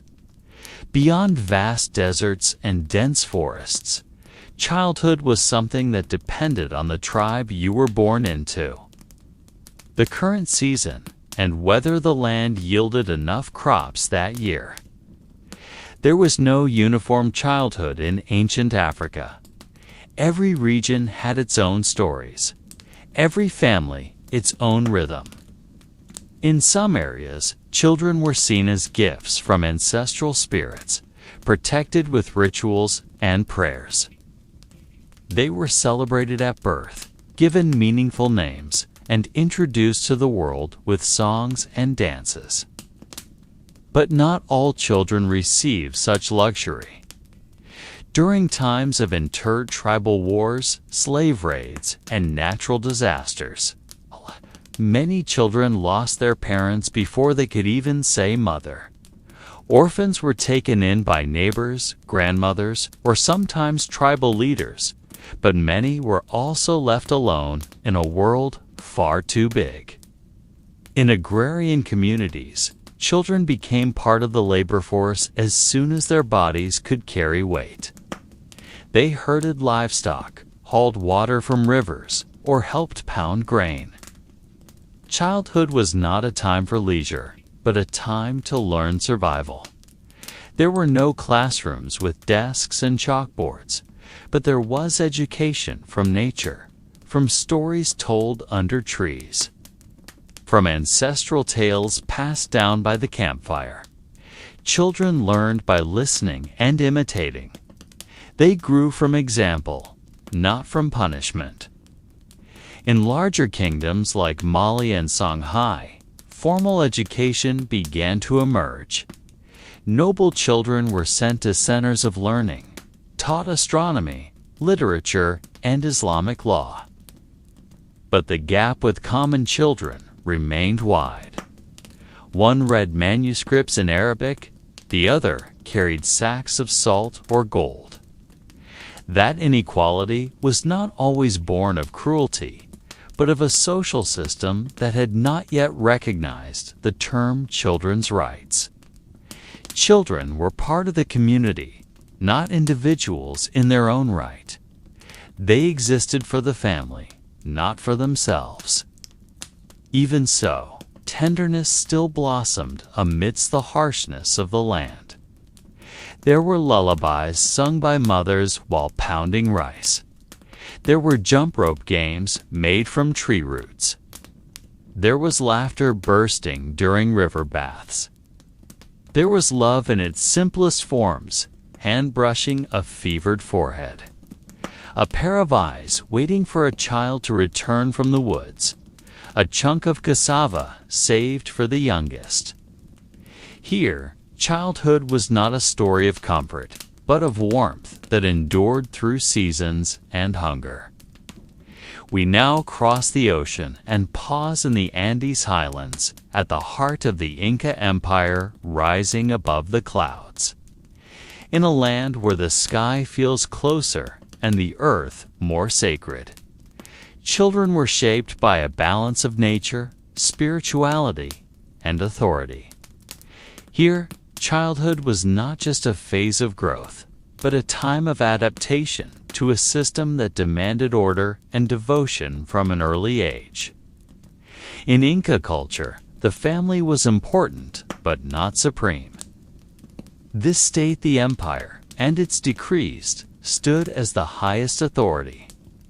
Many grew in the warm embrace of their families, playing with young llamas, learning dances from their grandmothers, or listening to tales of the great sun who protected the Inca from the heavens. There were simple stone games, little races across highland paths, and warmth that persisted even amid a world ruled by strict order. Thus, a child was born not only for their family, but for their society. It was a space for conformity. There was little room to question, let alone refuse. Children were born into a system and walked paths already carved out. Those who strayed could be seen as disturbing the harmony of the cosmos itself. From a young age, children were introduced to collective labor structures, learning to weave, farm the terraced fields, or tend to alpacas. They became part of an alu, a social unit based on mutual support, where their sense of identity grew not from individual desire, but from shared responsibility. Boys who showed exceptional intelligence or strength could be chosen to study at elite schools, overseen by priests and nobles. They learned oral history, astronomy, and customary law.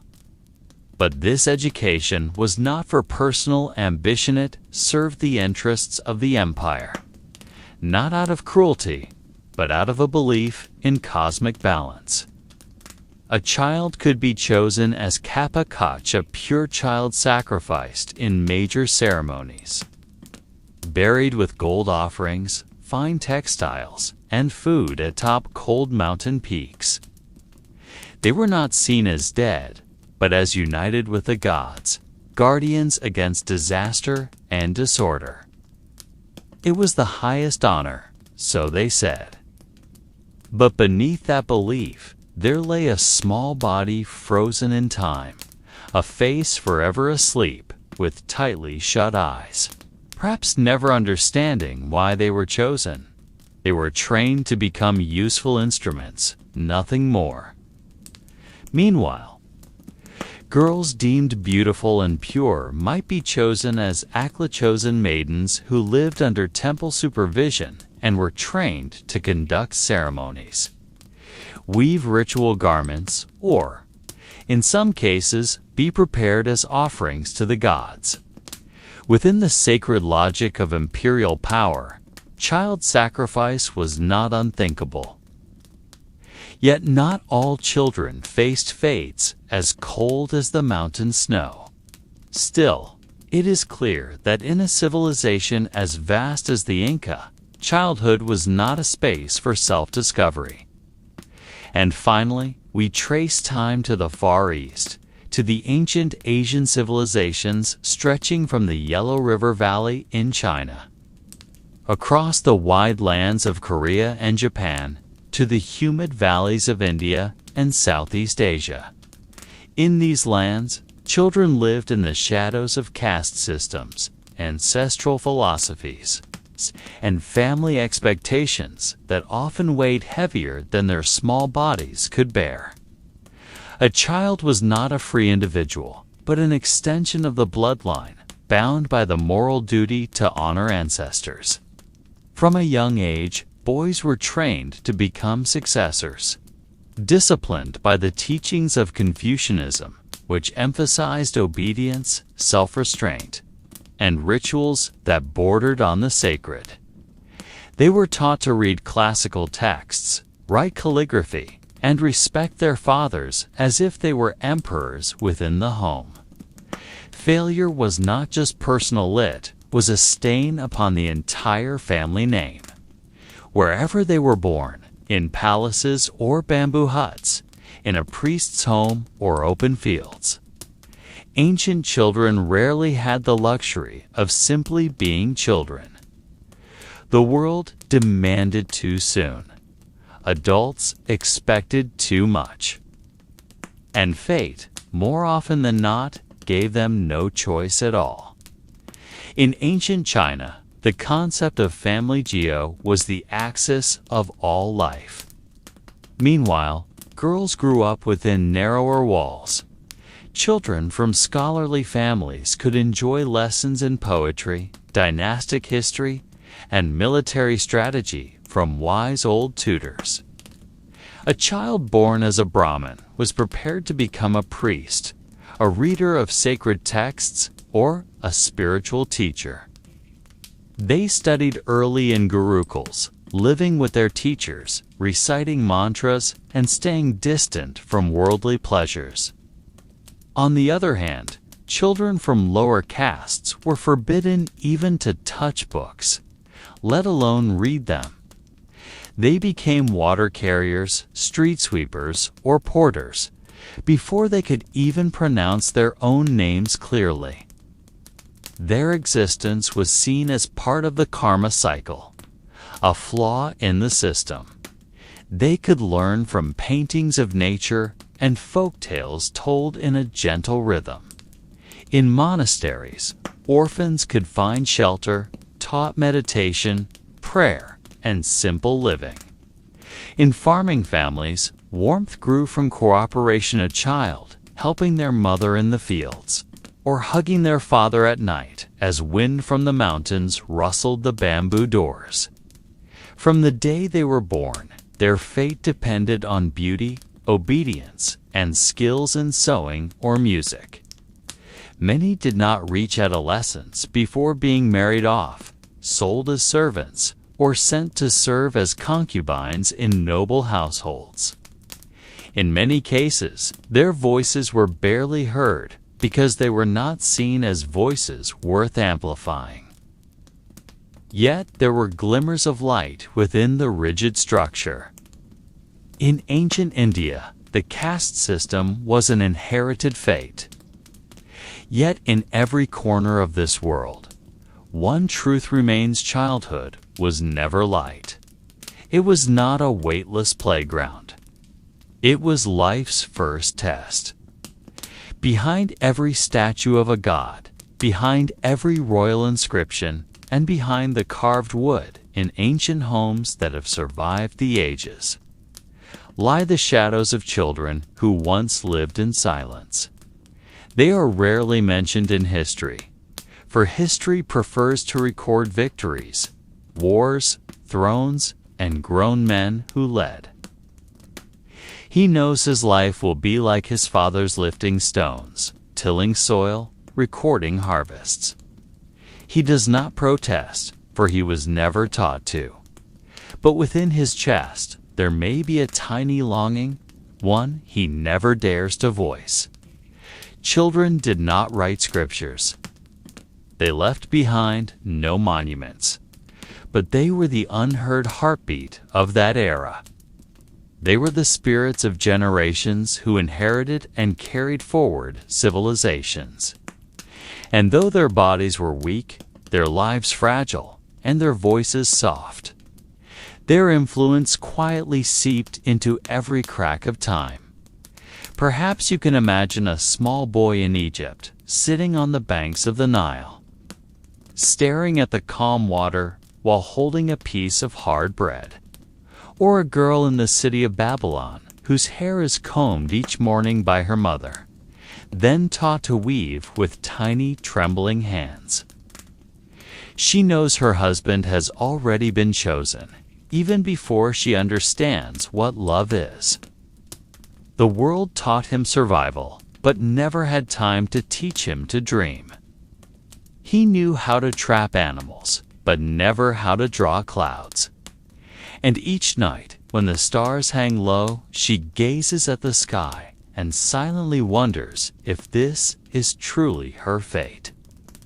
And perhaps a child from a small tribe in the ancient Amazon, who learned to hunt at the age of 5, walking barefoot on damp soil, knowing poison and snakes before numbers or letters. Such was childhood in the old world, quiet, undocumented, yet very real. Children in ancient civilizations did not live to chase dreams, but to carry burdens. They were the bridges between one generation and the next. They were the roots of a tree that had not yet grown, but were already tasked with holding up the world. And in that silence, there is a respect we must offer. For they, who never chose to be born into such a harsh time, still walked on with their tiny feet. They still breathed, still laughed once in a while, still learned to love, though never taught. They were the silent witnesses of a world that was cruel, yet one they still called home. In the modern world, we may complain about boring schools, long study hours, or piles of homework. But if we glance into the past, we would find that school was a luxury. For many children in ancient times, the word learning meant learning to survive. They learned from the eyes of a weary father, from the rough hands of a mother, from a world that never gave them time to grow slowly. There were no school bells, no classrooms, only fields, markets, rivers, or workshops as places of learning. Children saw life from a narrow yet sharp perspective.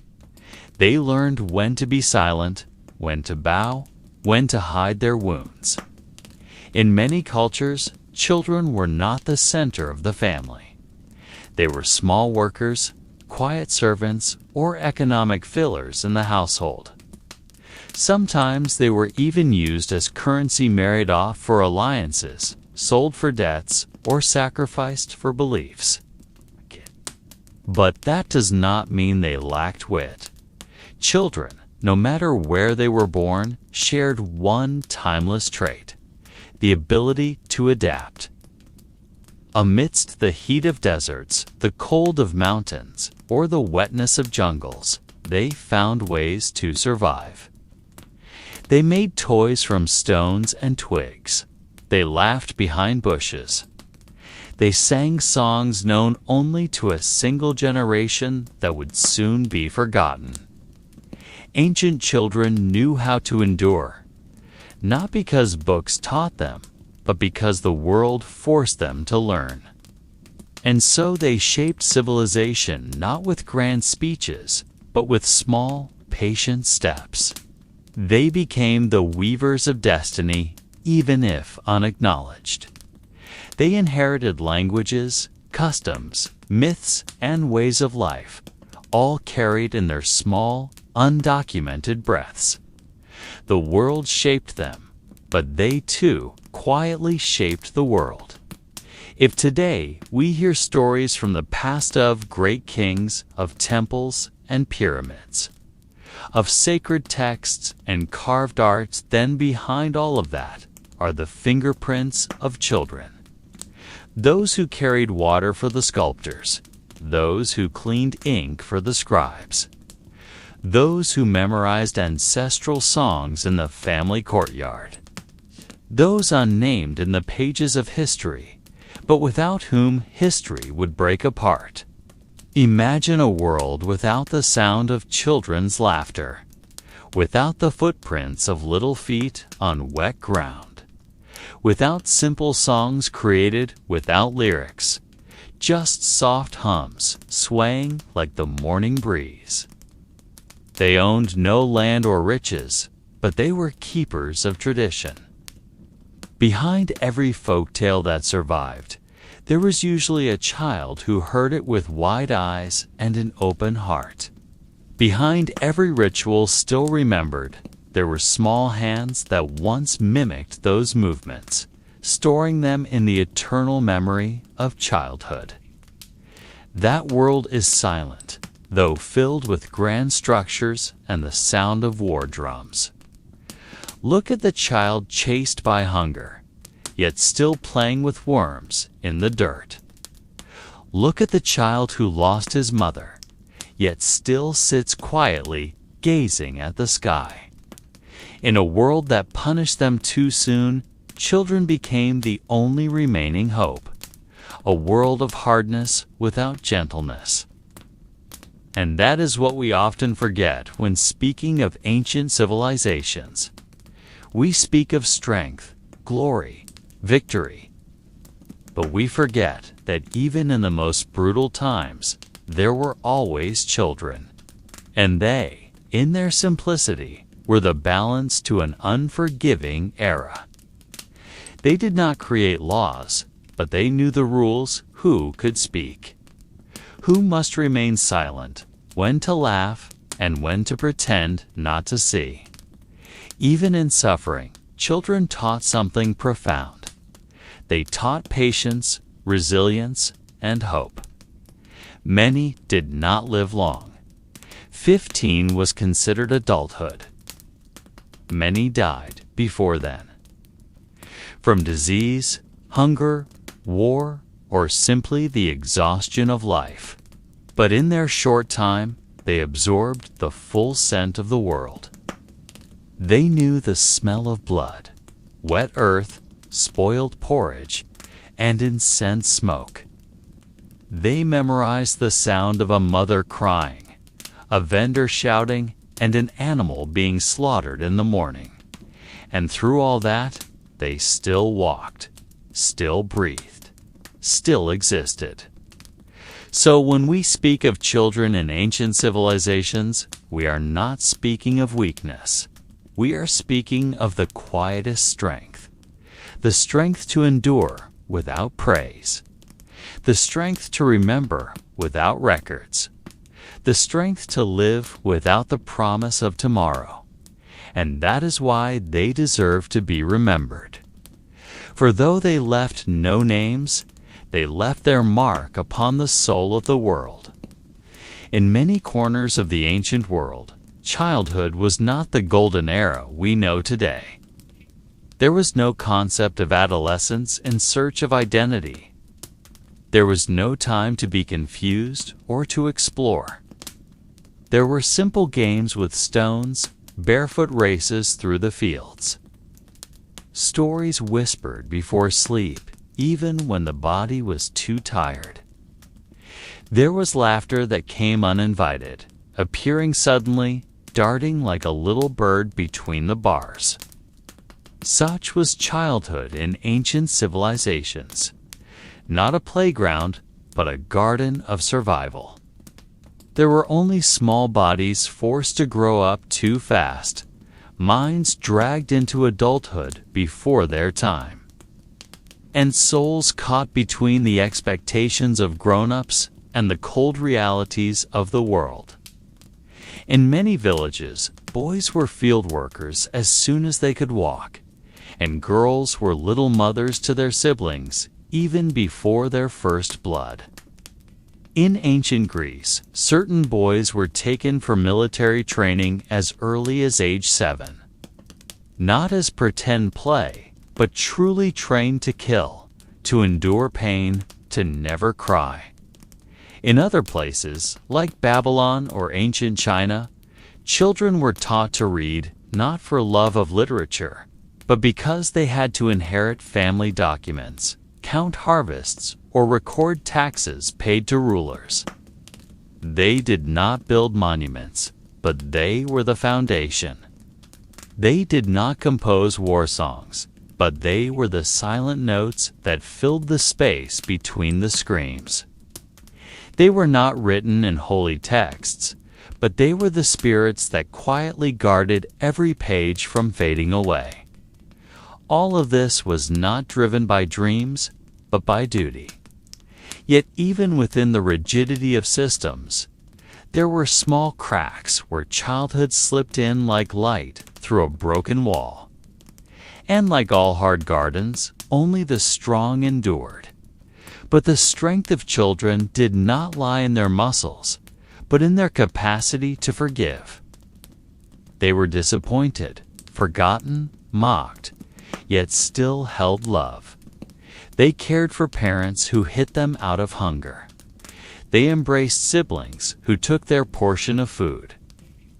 They cried silently and woke up again the next day, as if nothing had happened. That is the deepest legacy of children in ancient times.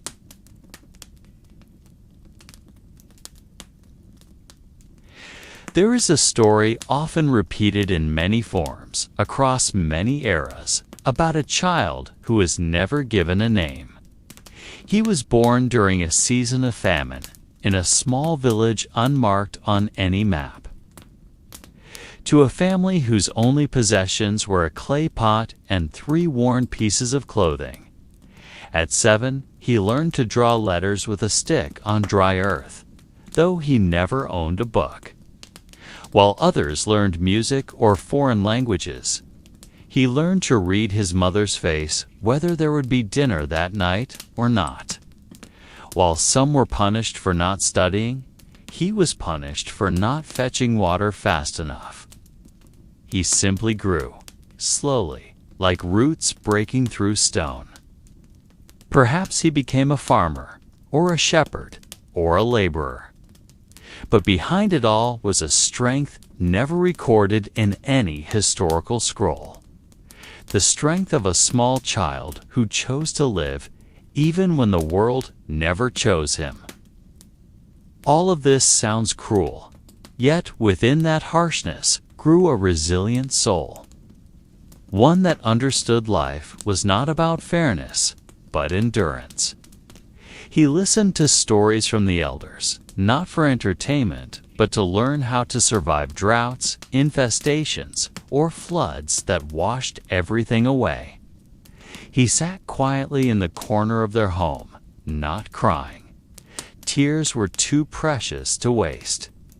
He did not write poetry, did not hold a memorial, did not compose a song of grief. He simply stayed silent, then went out the next day to gather firewood as usual. The world does not stop for a child's sorrow, and that is the bitterest lesson one can learn too young. The world was an unforgiving teacher, and its first lesson was, do not expect anyone to save you. Since infancy, he was laid on the cold earth floor and covered each night with a damp cloth from leftover laundry. His mother nursed him without proper nourishment, and his father disappeared too long into the fields, often returning empty-handed. But he survived. Though his body was small and his eyes often tired, he grew. Not because he was well fed, but because he understood the world would never offer luxury, only the courage to keep breathing. By the age of 5, he could peel roots, wash the feet of his younger siblings, and sweep the house before sunrise. While children in wealthy lands played in spacious gardens, he ran barefoot across dry fields scattered with sharp stones. At the age of 10, he lost his mother to a fever that would not break. But the child kept living. He did not become a hero, a prophet, or a famous name carved in memory. If we ask whether children in ancient times ever laughed, the answer is, of course, yes. Their laughter did not come from expensive toys or funny shows, but from simple things that often made no sense. From a goat that suddenly sneezed and startled everyone. From a younger sibling wearing their father's shirt wrong and stumbling over the loose cloth. From a friend pretending to be a king, sitting atop a coconut shell as if it were a throne. Their laughter was light, not wrapped in any expectations, simply arising when life briefly opened a tiny window toward joy. Amidst suffering and pressure, children still found ways to play. They created games from stones, leaves, sunlight shadows, and the scraps of nature left untouched by adults. They made songs from tunes passed down through generations, singing them at dusk as the chickens returned to the coop. They invented stories, imagining worlds where they were kings and queens. Heroes and sorcerers, flying across mountains and defeating monsters in rivers that were barely knee-deep. Their imagination was not restrained by the harshness of reality. In fact, because of that reality, imagination became their most loyal escape. In ancient Egypt, children were sometimes taught to dance and play simple musical instruments as part of tradition. In China, they joined festivals as dragon dancers or lantern bearers, even if their shoes were torn and their stomachs empty. In North Africa, some tribes taught children to mimic bird or animal sounds as a playful form of hunting training. On Mediterranean islands, they dived for shells, not only for food, but also for fun and for the beauty of the shells. Their childhood was a thin layer between labor and joy, a fine line easily lost under pressure, but capable of shining brightly for a moment when allowed to breathe. Of course, many of them didn't know what they were doing was called playing. They simply did it. Without educational theory, without child development manuals. They knew nothing of psychology, but they knew that if a friend cried, they should sit beside them. If someone was afraid, they should hold their hand. If someone was angry, offer a piece of bread. Their empathy wasn't taught in schools, but grew out of the hard ground they walked on every day. And perhaps That is the magic of ancient childhood. That in the midst of uncertainty, under pressure, and in the shadow of death ever near, they still found a way to laugh. Not because the world was kind to them, but because they chose to remain gentle. And in that gentleness, they revealed a true strength that many adults in any age have never possessed. Sometimes, in ancient inscriptions or faded papyrus scrolls, we find traces of children. Not in long stories or praises, but in small notes often overlooked. A name crossed out due to early death, a pair of sandals. Smaller than usual, found in a family tomb, or a simple drawing of two children holding hands carved on the wall of a modest house. They are rarely mentioned, yet their presence quietly creeps into the record of history. A wound about how the world treated the weakest, the smallest, the most voiceless. And that wound, strangely, gives us a mirror to reflect on who we are today. And we, who live today, read them with a half-waking heart, as if trying to weave together a thread of time that has long been severed. Many civilizations did not record children in detail because they were seen as incomplete. A child was something unfinished, something still growing, and therefore not important enough to be noted until they became a soldier, a mother, a slave, or a king. There are memories preserved in the soil, in the kitchen ash, in the carvings on wooden doors, or in the folk songs sung across generations. It is there that ancient children live more vividly, not on the pages of history, but in the sighs of a mother rocking her child to sleep, in the soft laughter beneath the olive tree, in the games played gathering pebbles under moonlight. They did not appear as great figures, but as a quiet pulse holding the balance of the world. In systems that so highly valued results and roles, childhood was just a bridge, not a dwelling place. So it is not surprising that many of them exist only as death statistics or tax records of families. Not to grieve the past, but to understand that the true strength of a civilization does not lie only in its great buildings or victories in war, but in how it treated its children. And if the children of the past could hear us, perhaps they wouldn't ask to be remembered, only to be understood. The world had no time to give them a voice. But there is something deeper than official records. And even though many of them grew up and were forgotten by history, some remained as vague memories, not because of achievements, but because of the wound they left behind. Perhaps, amid all the progress and sophistication of the modern world, we need to once again hear the voices that were once silenced. Imagine a small child in the vast city of Babylon, walking barefoot along muddy roads lined with bricks. Among the bustle of merchants, sheep, and beggars, he slips through with a small basket of dates, to sell or to share with his younger siblings later that night. His face is not in historical records, never mentioned in the king's inscriptions. But his footsteps are part of the city's heartbeat that never sleeps.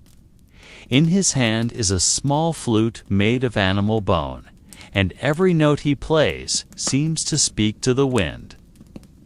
He did not learn music in school, but from birds and the whispering river. The cold slaps his cheeks, yet he stands there, believing the world has spirits and his small sounds can make them listen. In a harsh world, he does not yet know that his simple songs may be the only thing keeping his soul alive.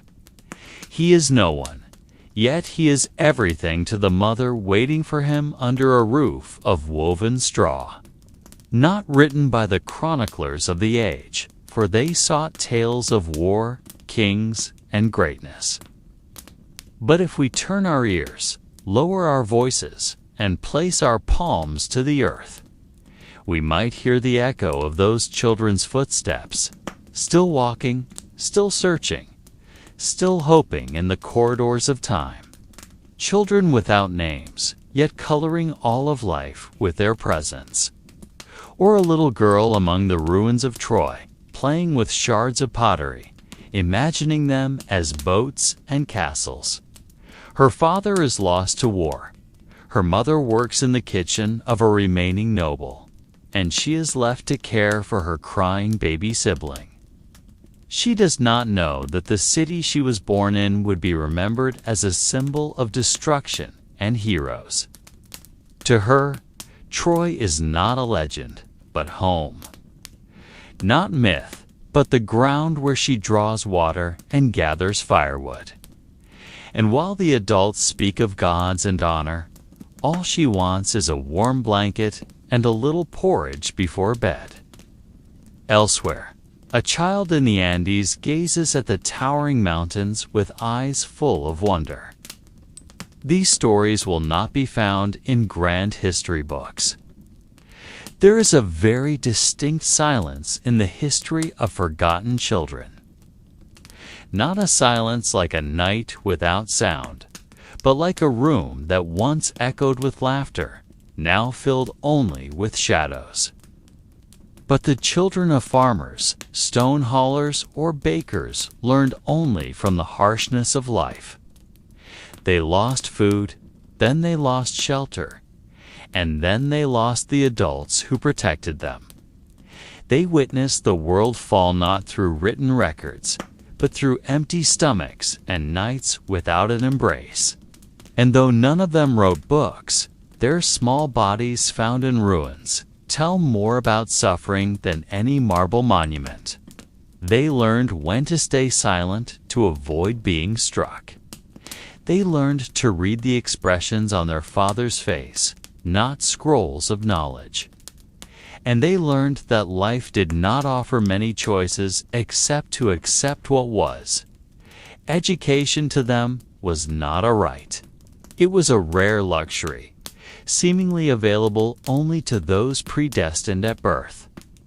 In many civilizations, the voices of children appeared only as fleeting echoes, a small scream during a sacrificial ritual, a cry among the lines of slaves, or laughter swallowed by the stone walls of temples.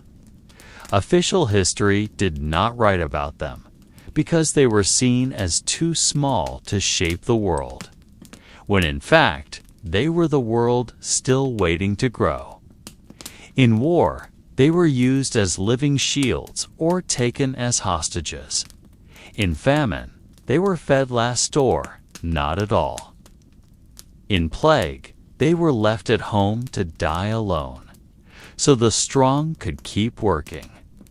The ancient world, though grand, had little room for tenderness toward those who could not yet defend themselves. And it is in that reality that we see the deepest wound of civilization, not in the cruelty committed, but in the indifference allowed to grow.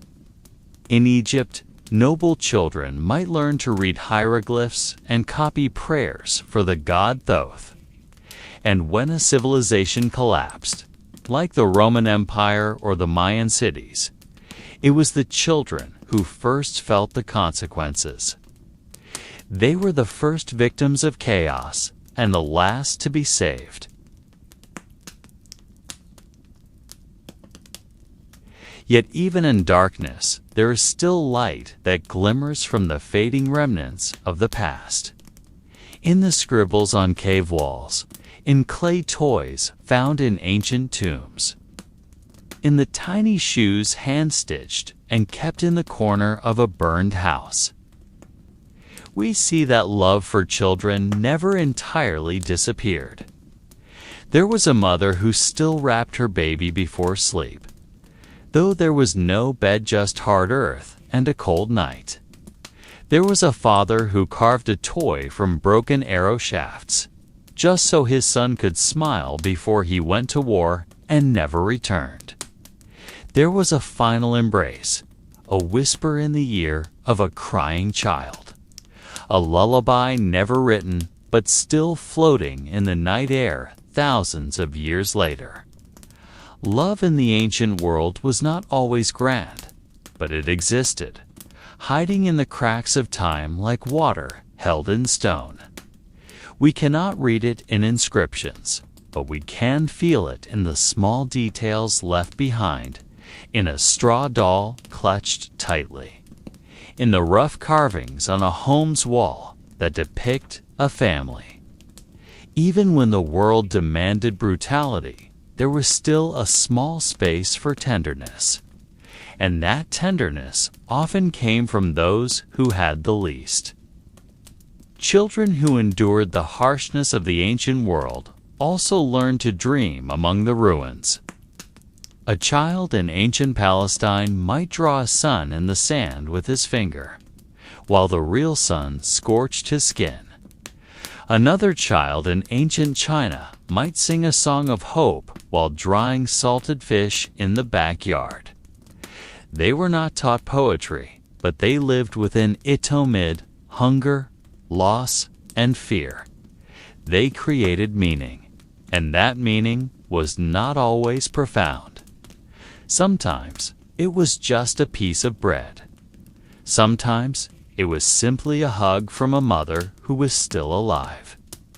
Not all children became victims. Some grew up and remembered. They became the weavers of stories, keepers of legends, and reminders that the world was once cruel to its smallest inhabitants. Through them, we learn to see history not only as a series of grand events, but as a small pond where silent tears fell. And it is those tears that formed the currents of life. Because civilization was not only built on stone and blood, but also on the quiet sorrow borne by children who did not yet know how to say no. And now, as we sit in the modern world with lights glowing and screens shining before us, the shadows of the past still echo. The children of ancient times had no voice to express their pain.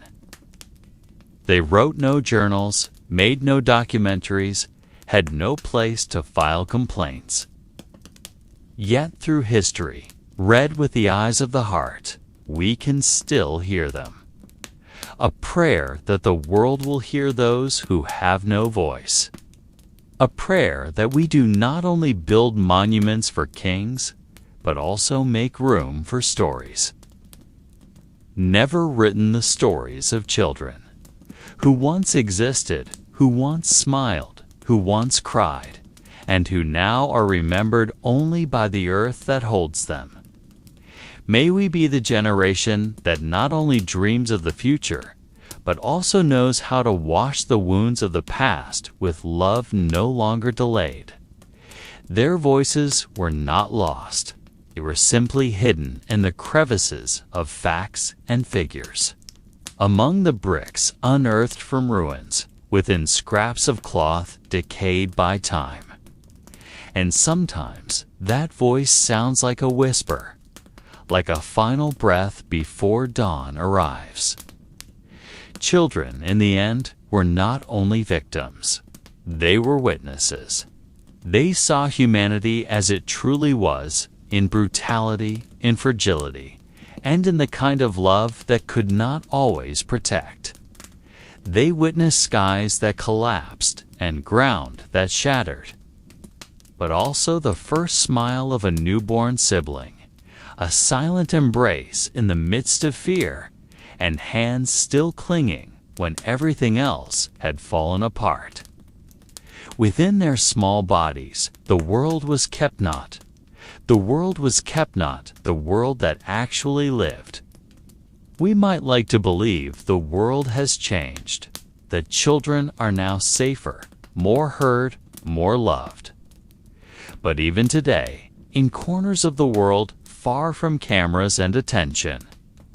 There are still children who fall down, who cry unnoticed, who are forced to work before knowing the meaning of play, or who are left in the dark by a world too busy arguing. The history of children is not merely a story of the past. It is a mirror, and what we see in it is a choice, not fate. A choice to pay attention, to care, to no longer repeat the silence that once wounded generations long gone. This story, though quiet, is a prayer.